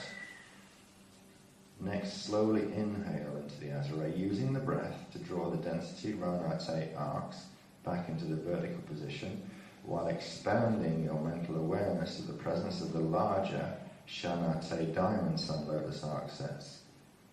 As you slowly inhale and bring the Ranate arcs into vertical position, observe and intend that the larger ones move out to their 45-degree position.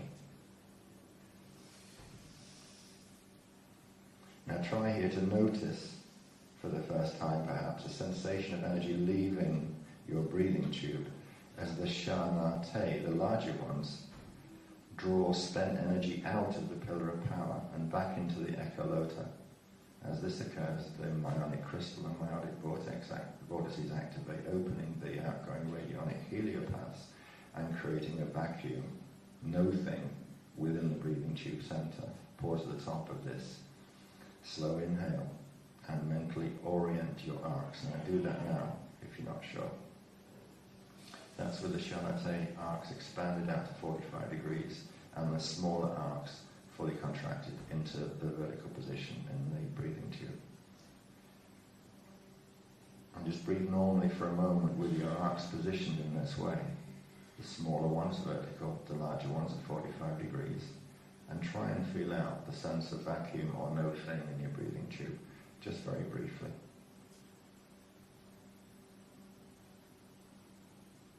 Now slowly begin, technically, to begin an exhale. So if you're not in the right position, just take an inhale breath. And then slowly begin to exhale from the azure on a 2-point up-down vertical axis. As the slow exhale progresses, intend or visualize as the 2-point breath slowly move upwards and downwards, the density Rana Te arcs expand out of their vertical position towards 45, and that the Shana Te arcs move in the opposite direction. They move from 45 to vertical. At the bottom of the 2-point exhale, the 2-point breath will be expanded up and down the breathing tube from chakra 13 earth core to chakra 14, 36 inches above the head. The smaller arcs will be at 45 degrees, the Shana Te diamond arcs in the vertical position. Pause for a moment at the bottom of the exhale. Ensure the proper orientation of the arcs as we just described them. Take a series of 6 offline surface breaths, that's just lung breaths, breathing normally, not through the azure, while keeping the arc sets and the breathing tube breath fixed in their current positions. During the 6 surface breaths, focus your mental attention on the interaction of energy that takes place between the Shana Te arcs and the radon photocells of the breathing tube.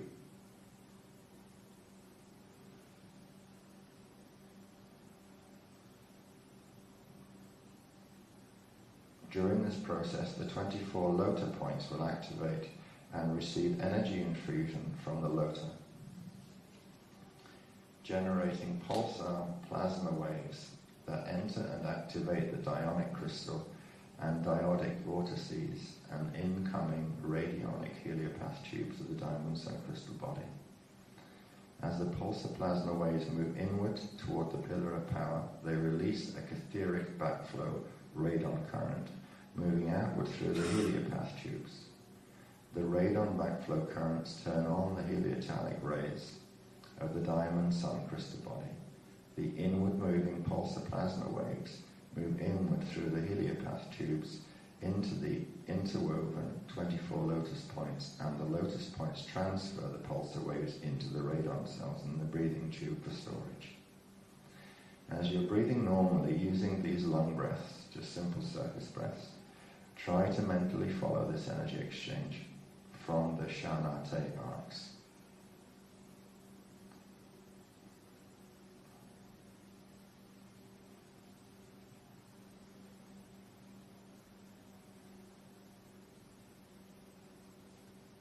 Before re-engaging breathing tube azure breaths, mentally orient the Shana Te arcs into their closed vertical position and the Rana Te arcs in their 45 degree axis exhale position, and try to visualize or intend the sequence of heliopath tube sun rays turning on and the radon cells of the pillar of power turning to or becoming glowing orbs as they receive their infusion of pulsar waves from the 24 lotus points.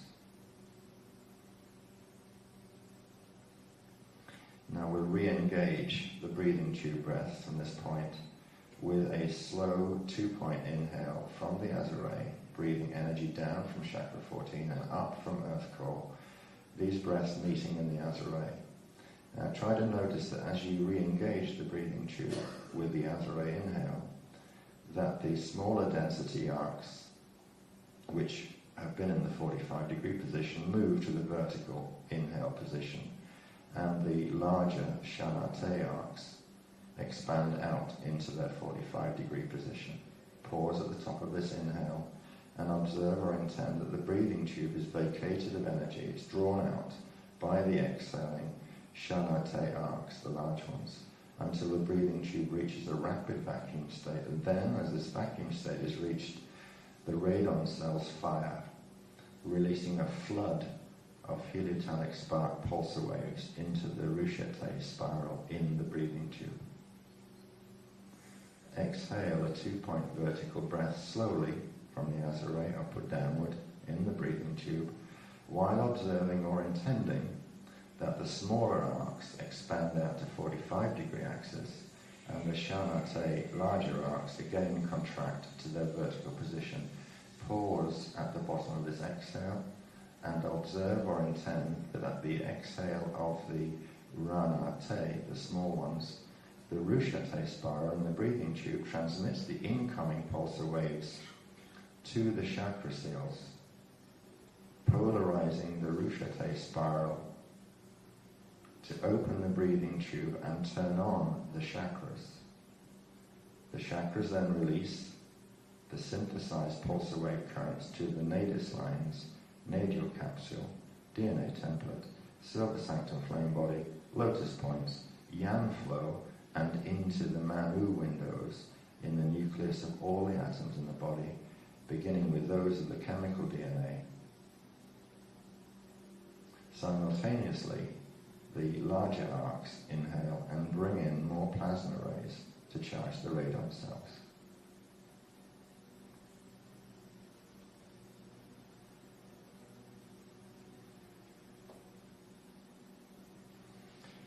Now, the final step, and this is the practice that you need to do. So I'll go over this a couple of times. This is the thing that you need to remember, apart from the sensations of doing the technique. Over the coming 12 to 18 hours, I suppose 24 hours, practice several sets of this double arc, inhale, exhale, breathing from the azare.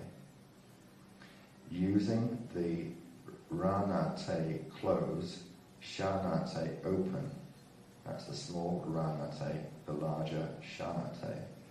Using the mental command on each physical inhale, and that's Ranate open, Shanate closed. So, I got myself lost in it. So double, yes. Using the Ranate close, yeah, okay. Mental command on each physical inhale, Ranate close, Shanate open. And then Ranate open, Shanate close on each exhale. That's basically it. Use slow breaths and try to mentally keep track of the counter-moving expansion-contraction arc sets, knowing that in this movement the reality of energy exchange, just a simple reality, and if you have to accept that as a simple reality that you can't track yet, just allow it to be that. So that in this moment, this movement, the reality of energy exchange within the breathing tube is taking place automatically. So when push comes to shove, just get the idea that you have the smaller ones closing and the larger ones opening on each physical inhale, and vice versa on each physical exhale. That's the bit that you need to practice by tomorrow morning. Okay? So we'll be doing this tomorrow morning. So I will scurry off and see if technique 3 is ready, and we'll squeeze that in before we have to leave here. So if you excuse me for a minute or two.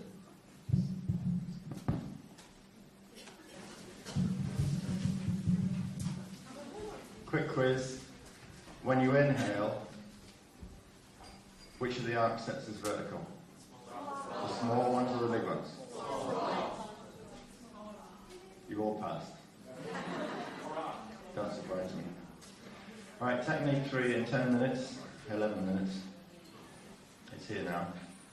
The fourth and final one, which is to do with what?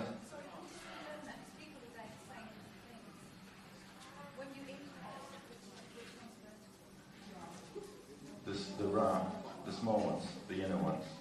The inner as opposed to the outer, or the small ones plus the big ones. That's really it, if you can remember that. Right, so that when the small ones are vertical, the large ones are 45 degrees, and vice versa. So when you exhale, the little ones come out at 45, and the big ones come to vertical. Alright, That much I've learned in the last 10 minutes with you guys. That's not actually true, really. I'm just kidding. Just try and make myself feel more comfortable. Technique 3, restoring the Rouchétard spiral to the Christic imprint, overriding the graviton sextant vortex system. Hallelujah. All right, there isn't time, I don't think, to read this and do it. So we'll do it just in one take.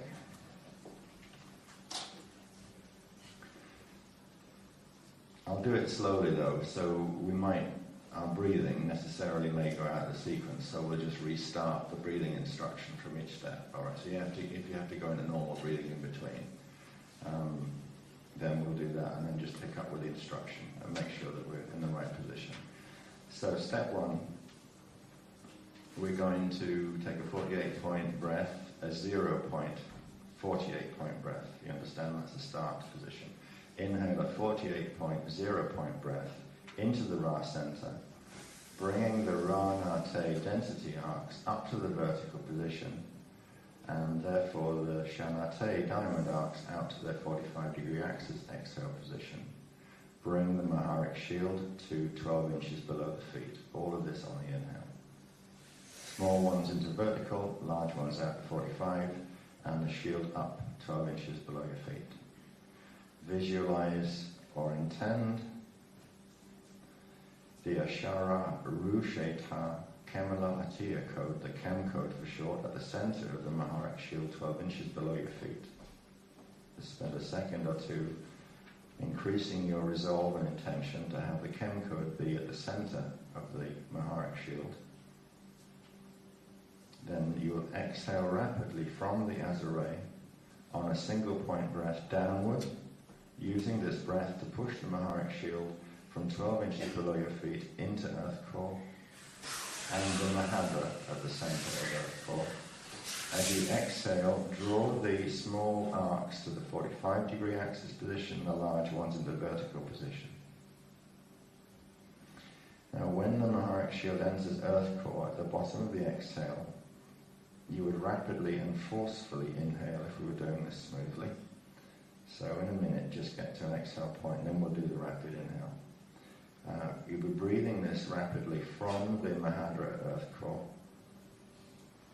and the center of the Maharic shield in earth core, using the inhale to rapidly draw the Maharic shield all the way up to chakra 14, 36 inches above the head, and you'll hold the breath there. So get to an exhale position, right?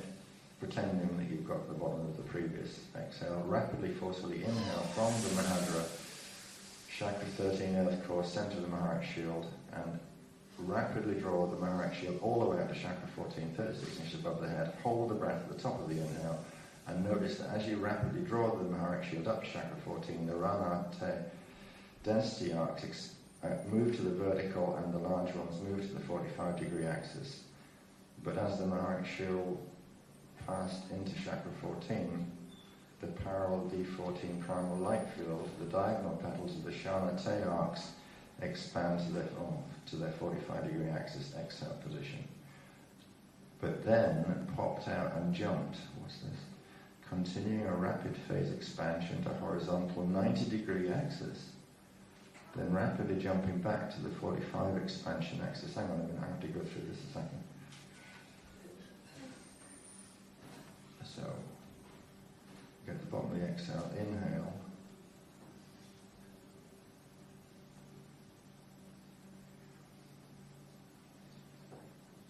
Alright, it's easy enough then, hold the breath at the top.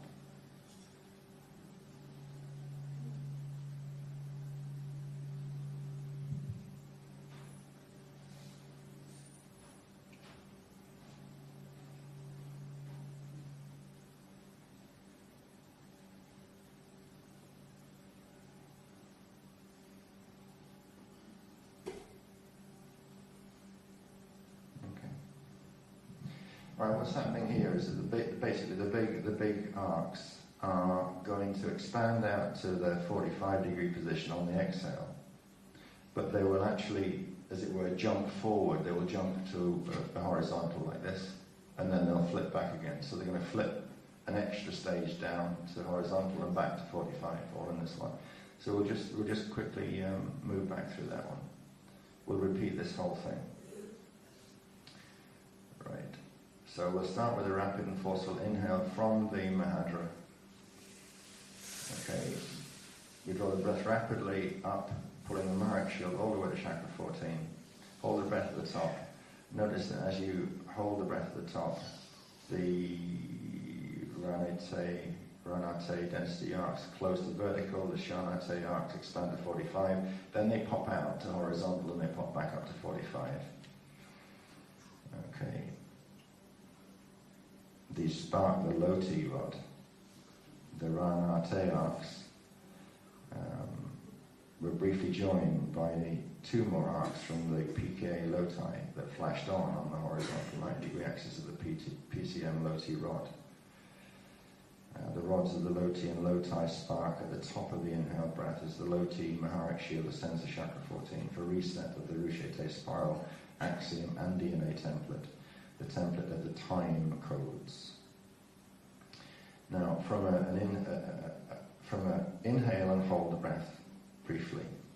Then we're going to exhale forcefully from the center of the Maharak shield at chakra 14, 36 inches above the head, using the exhale to push the Maharak shield all the way down to the Mahadra earth core, settling the restored Rushete spiral template into your etheric Siddhasam replica that exists within Earth's shield at the point of your personal Mahadra at chakra 13.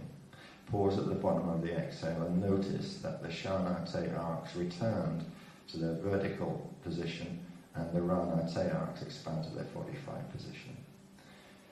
Next, we'll inhale gently and slowly from the center of the Maharak shield at earth core, using the breath to draw the Maharak shield slowly and gently up from earth core to a position 12 inches below the feet.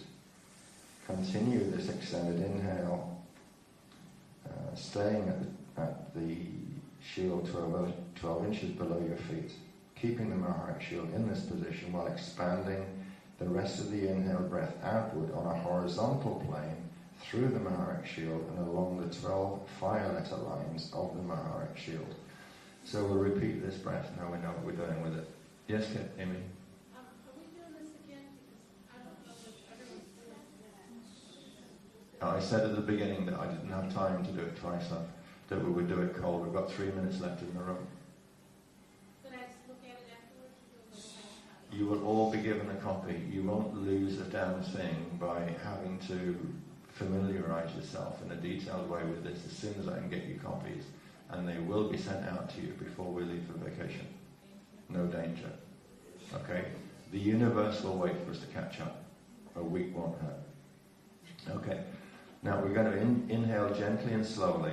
We're going to repeat this step. From the center of, just pick it up as I'm speaking it. Inhale gently and slowly from the center of the Maharak shield at earth core. Using the inhale to draw the Maharak shield up from earth core to a position 12 inches below your feet. Continue the inhale, staying focused on the Maharak shield 12 inches below your feet. Keeping the Maharak shield in this position while expanding this long inhale breath outward on a horizontal plane through the entire shield and along the 12 fire-letter lines of the Maharak shield position 12 inches below your feet. That's a very long inhale up from earth core into the center of the shield. Continue to inhale and intend that this inhale is beginning to move horizontally along the fire-letter lines in the shield, okay? Now, leaving the Maharak shield just where it is, 12 inches below the feet, exhale from this long inhale. So take another inhale and hold it for a minute. Exhale a starburst of pale aquamarine and pale silver violet heliotallic frequency outward from the center of your Maharak shield and through all of the 12 fire-letter lines simultaneously. Return to surface breathing, simple lungs breathing, and observe as the entire Maharak shield and both the Shanate and Ranate lotus arc sets flash with a brilliant pale aquamarine, pale silver violet light. The restored Rushete spiral timecode template is now fully embedded within the etheric and density templates. Take a final 24-point inhale breath into the Azure and Siddhasana, drawing Ranate arcs vertical, Shanate arcs to 45.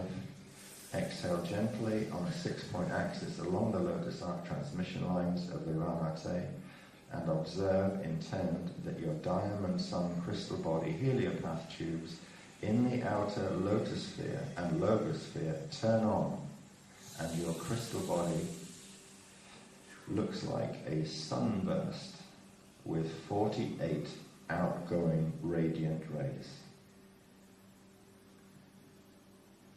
Now just resume natural breathing and be aware that your Rushete spiral will now self-adjust itself, and the entire D13 and D1 anatomy to the restored Christic pattern. Your Shanate and Ranate arcs will follow their natural time wave of counterphasing, and your breathing tube will stay open, all on the D13 and D1 levels only, with zendradon activation, setting the core of the crystal body biocomputer to the natural Christic pattern in preparation for Kethradon activation. This D13-D1 restoration of the Rusheta spiral will initiate self-realignment of the myonic and dionic crystals. Chakras can now be individually reset to natural Rushete to expedite restoration of natural polarity alignment in the etheric and physical bodies. And this technique will be given in writing for Stonehenge tomorrow. Okay? Keep your the sheet of codes that you have safely, because you will be using palm imprinting and transfer to chakra positions. You make the transfer from imprinting the palms and moving them to the appropriate chakras, which we'll be talking about tomorrow. Okay? Yes, keep them safe. Try not to get them crumpled up because you'll be putting in palms. No, don't cut them. We'll just tell you where, which they're all numbered. We'll tell you where to put your palms. Okay, but the easiest way to do it, I think. All right, thank you again for your loving patience.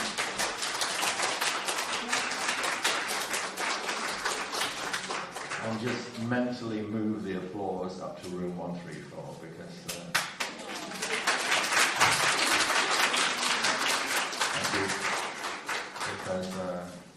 I don't know how she does it. Don't know about you guys asking me how she does it. But these have taken since 4:30 a.m. this morning to get through. All right, so one more to go and we'll make it. No question. So we'll see you in Salisbury later on today, and we'll enjoy our weeding before our farewell supper. And if you practiced letting your hair down last night, then you'll probably do it very well tonight. And I understand we have some English burlesque to look forward to as well. Chicanery from the Anglos. Anyway, toodaloo, have a safe trip. See you later. Inspired by her. She is our muse for this one. And we have been since Norwich, I think, sparking ever since the foyer in there. And on the bus, we've just been getting direct transmission. But this is definitely pre-production, pre-publication. Don't tell Noel that.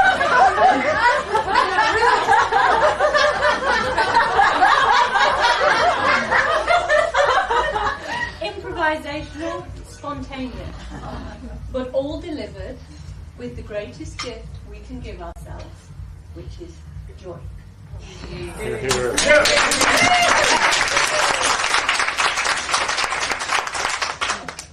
Once upon a time, a voyager arrived in a far distant land. This land was known to many as merry old England. Excuse me, I'm looking for the... Excuse me. Help me, I'm looking for Cornwall.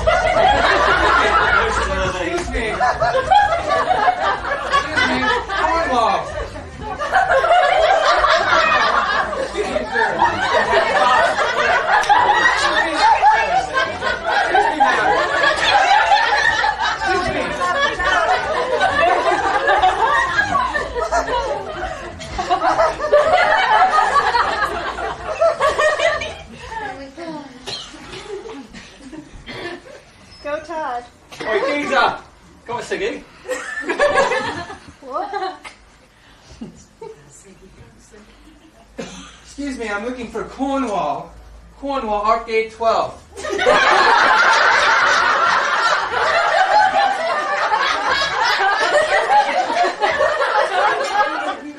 Cornwall, Arcade 12.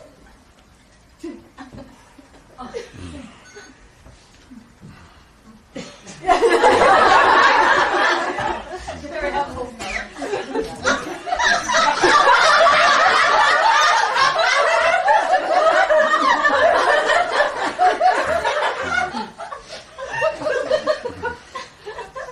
Hello, darling.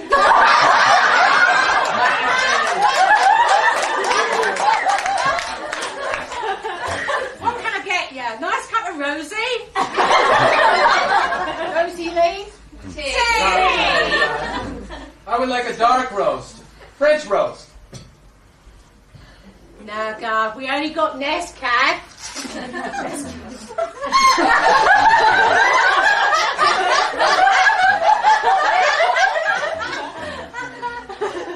Do you want a biscuit with that? We got some lovely coconut macaroni.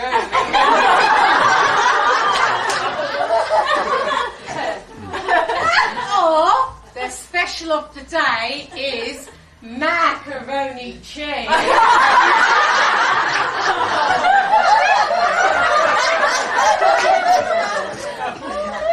No thanks. No thanks. I just have to use the bathroom. You want to take a bath?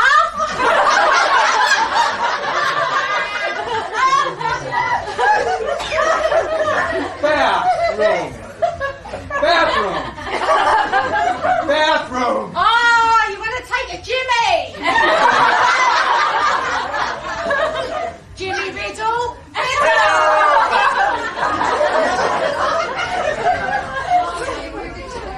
No, we ain't allowed here, love. You'll have to go down the Frog and Toad, past the Chippy, and ask my old man.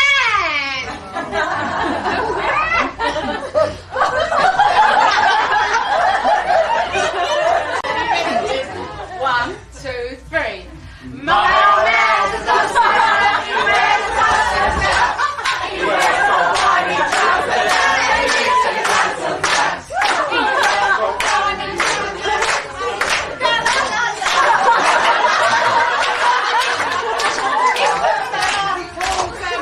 I call them Daisy Roots.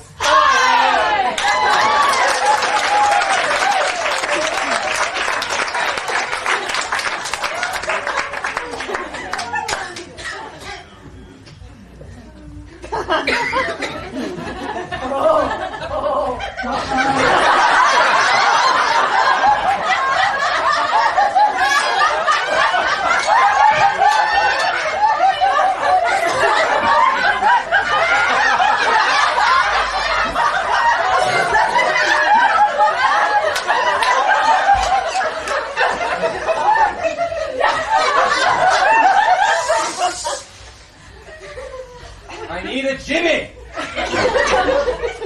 I'm no Jimmy Assassinate.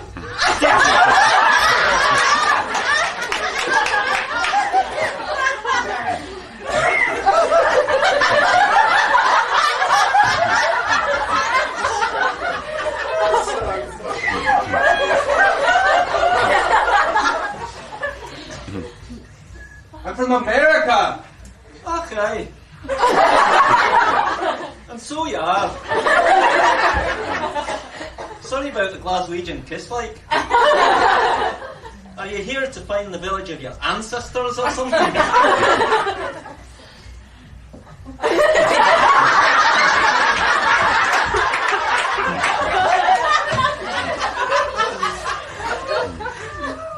I'm looking for Cornwall. Arcade 12. Oh, Cornwall is it?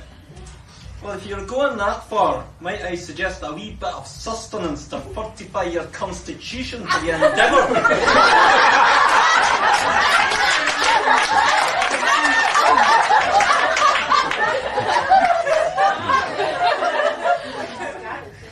sounds like a great idea. What would you suggest? Well, you could avail yourself of a deep-fried haggis from the local chippy. It's right tasty. I'm sure you'll all love it.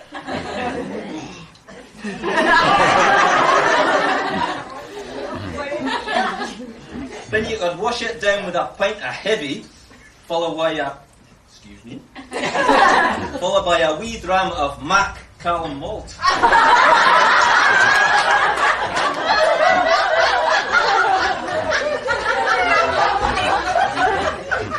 Okay, a wee dram.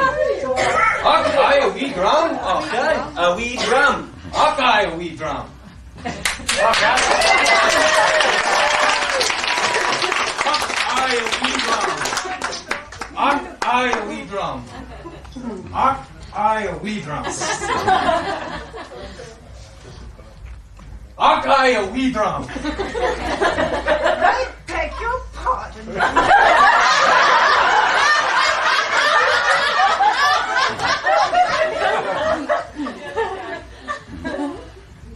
I'm looking for Arcade 12.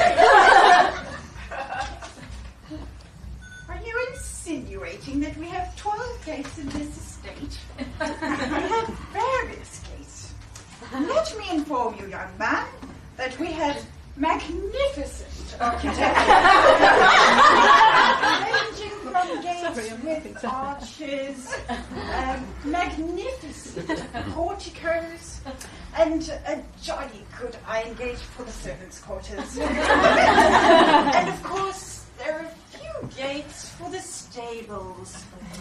What is it again that you said you were selling? Arcade 12. Yes, young man. What is it you were saying you were selling? Are you from Freedman's and Mason's in London? I'm expecting a delivery. The Duchess of York recently purchased a china set similar to the one. No. I'm looking for Arcade 12. I need to go to Arcade 12. Cornwall. Place, young man. Right. You require transport then? Yes. Public transport.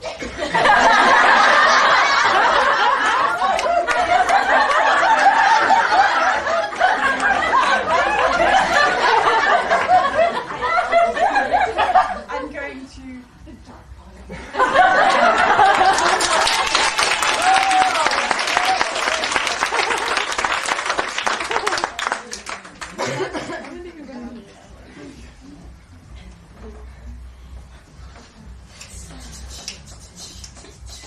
We've got coach trips to your grid sites.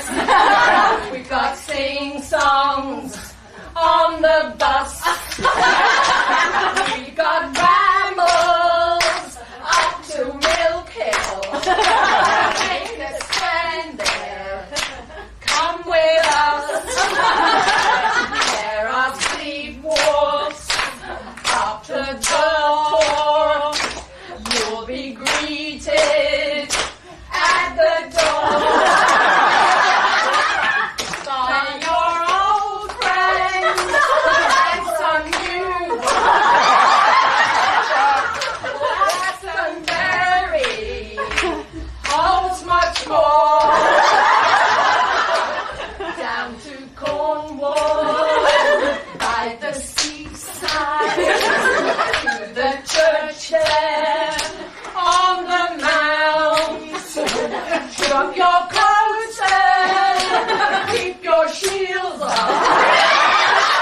Frequency is all that counts. Got a question, you've the answer. Check with mentor, day or night. If you're still lost in confusion, send an email to Max.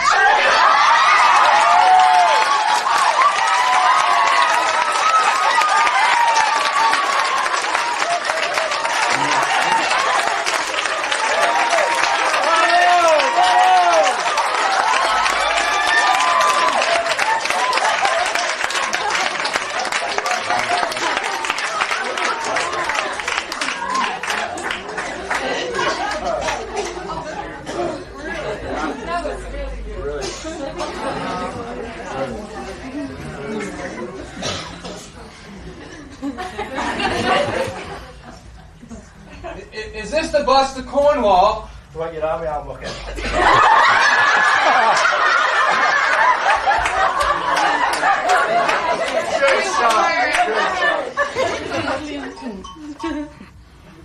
Yes.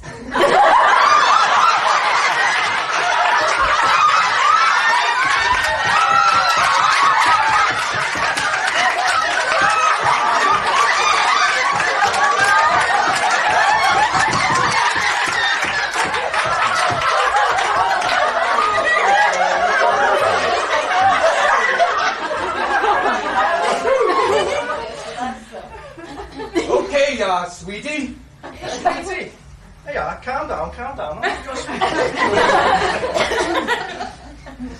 I'm sorry. Is this bus going close to the Stargate? Sorry, mate. I'll give you a bell when we get there. You shoot up here, past the alehouse, and go left at Mackey's. 3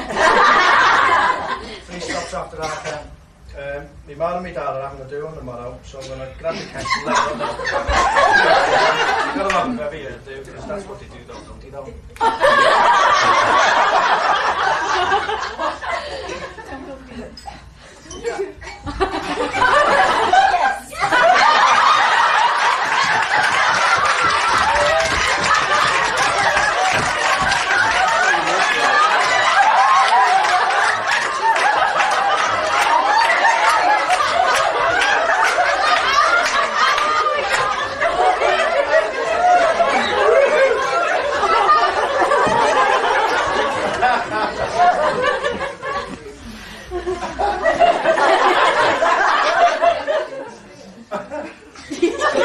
Know there then when we get there. All right, lad. All right. Okay. All right.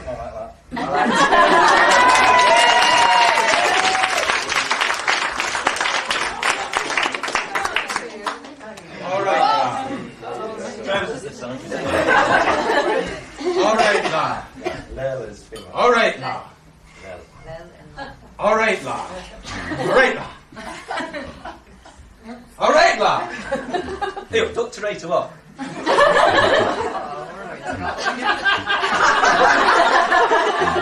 No, we're in the pot trees. I'm looking for Arcade 12. Cornwall. You don't want to go there today, Duck.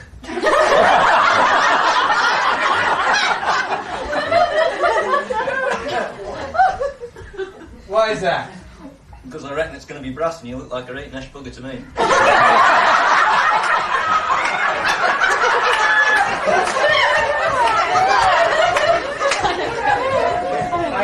Cold. Oh, okay.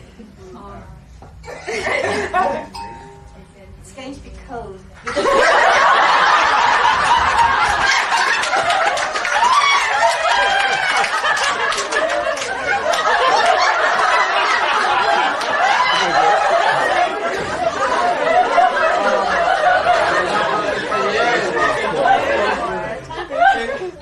It's okay, I know how to stay active. I don't know, you could kick a bow again when I did it, and then be ready till you lost it. But I don't reckon you'd stay one.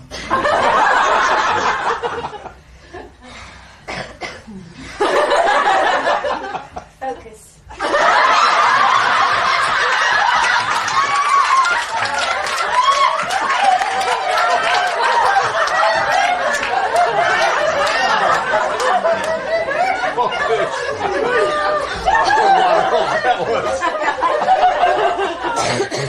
I'll be fine. Oh, right, come here then, I'll show you my MacBook.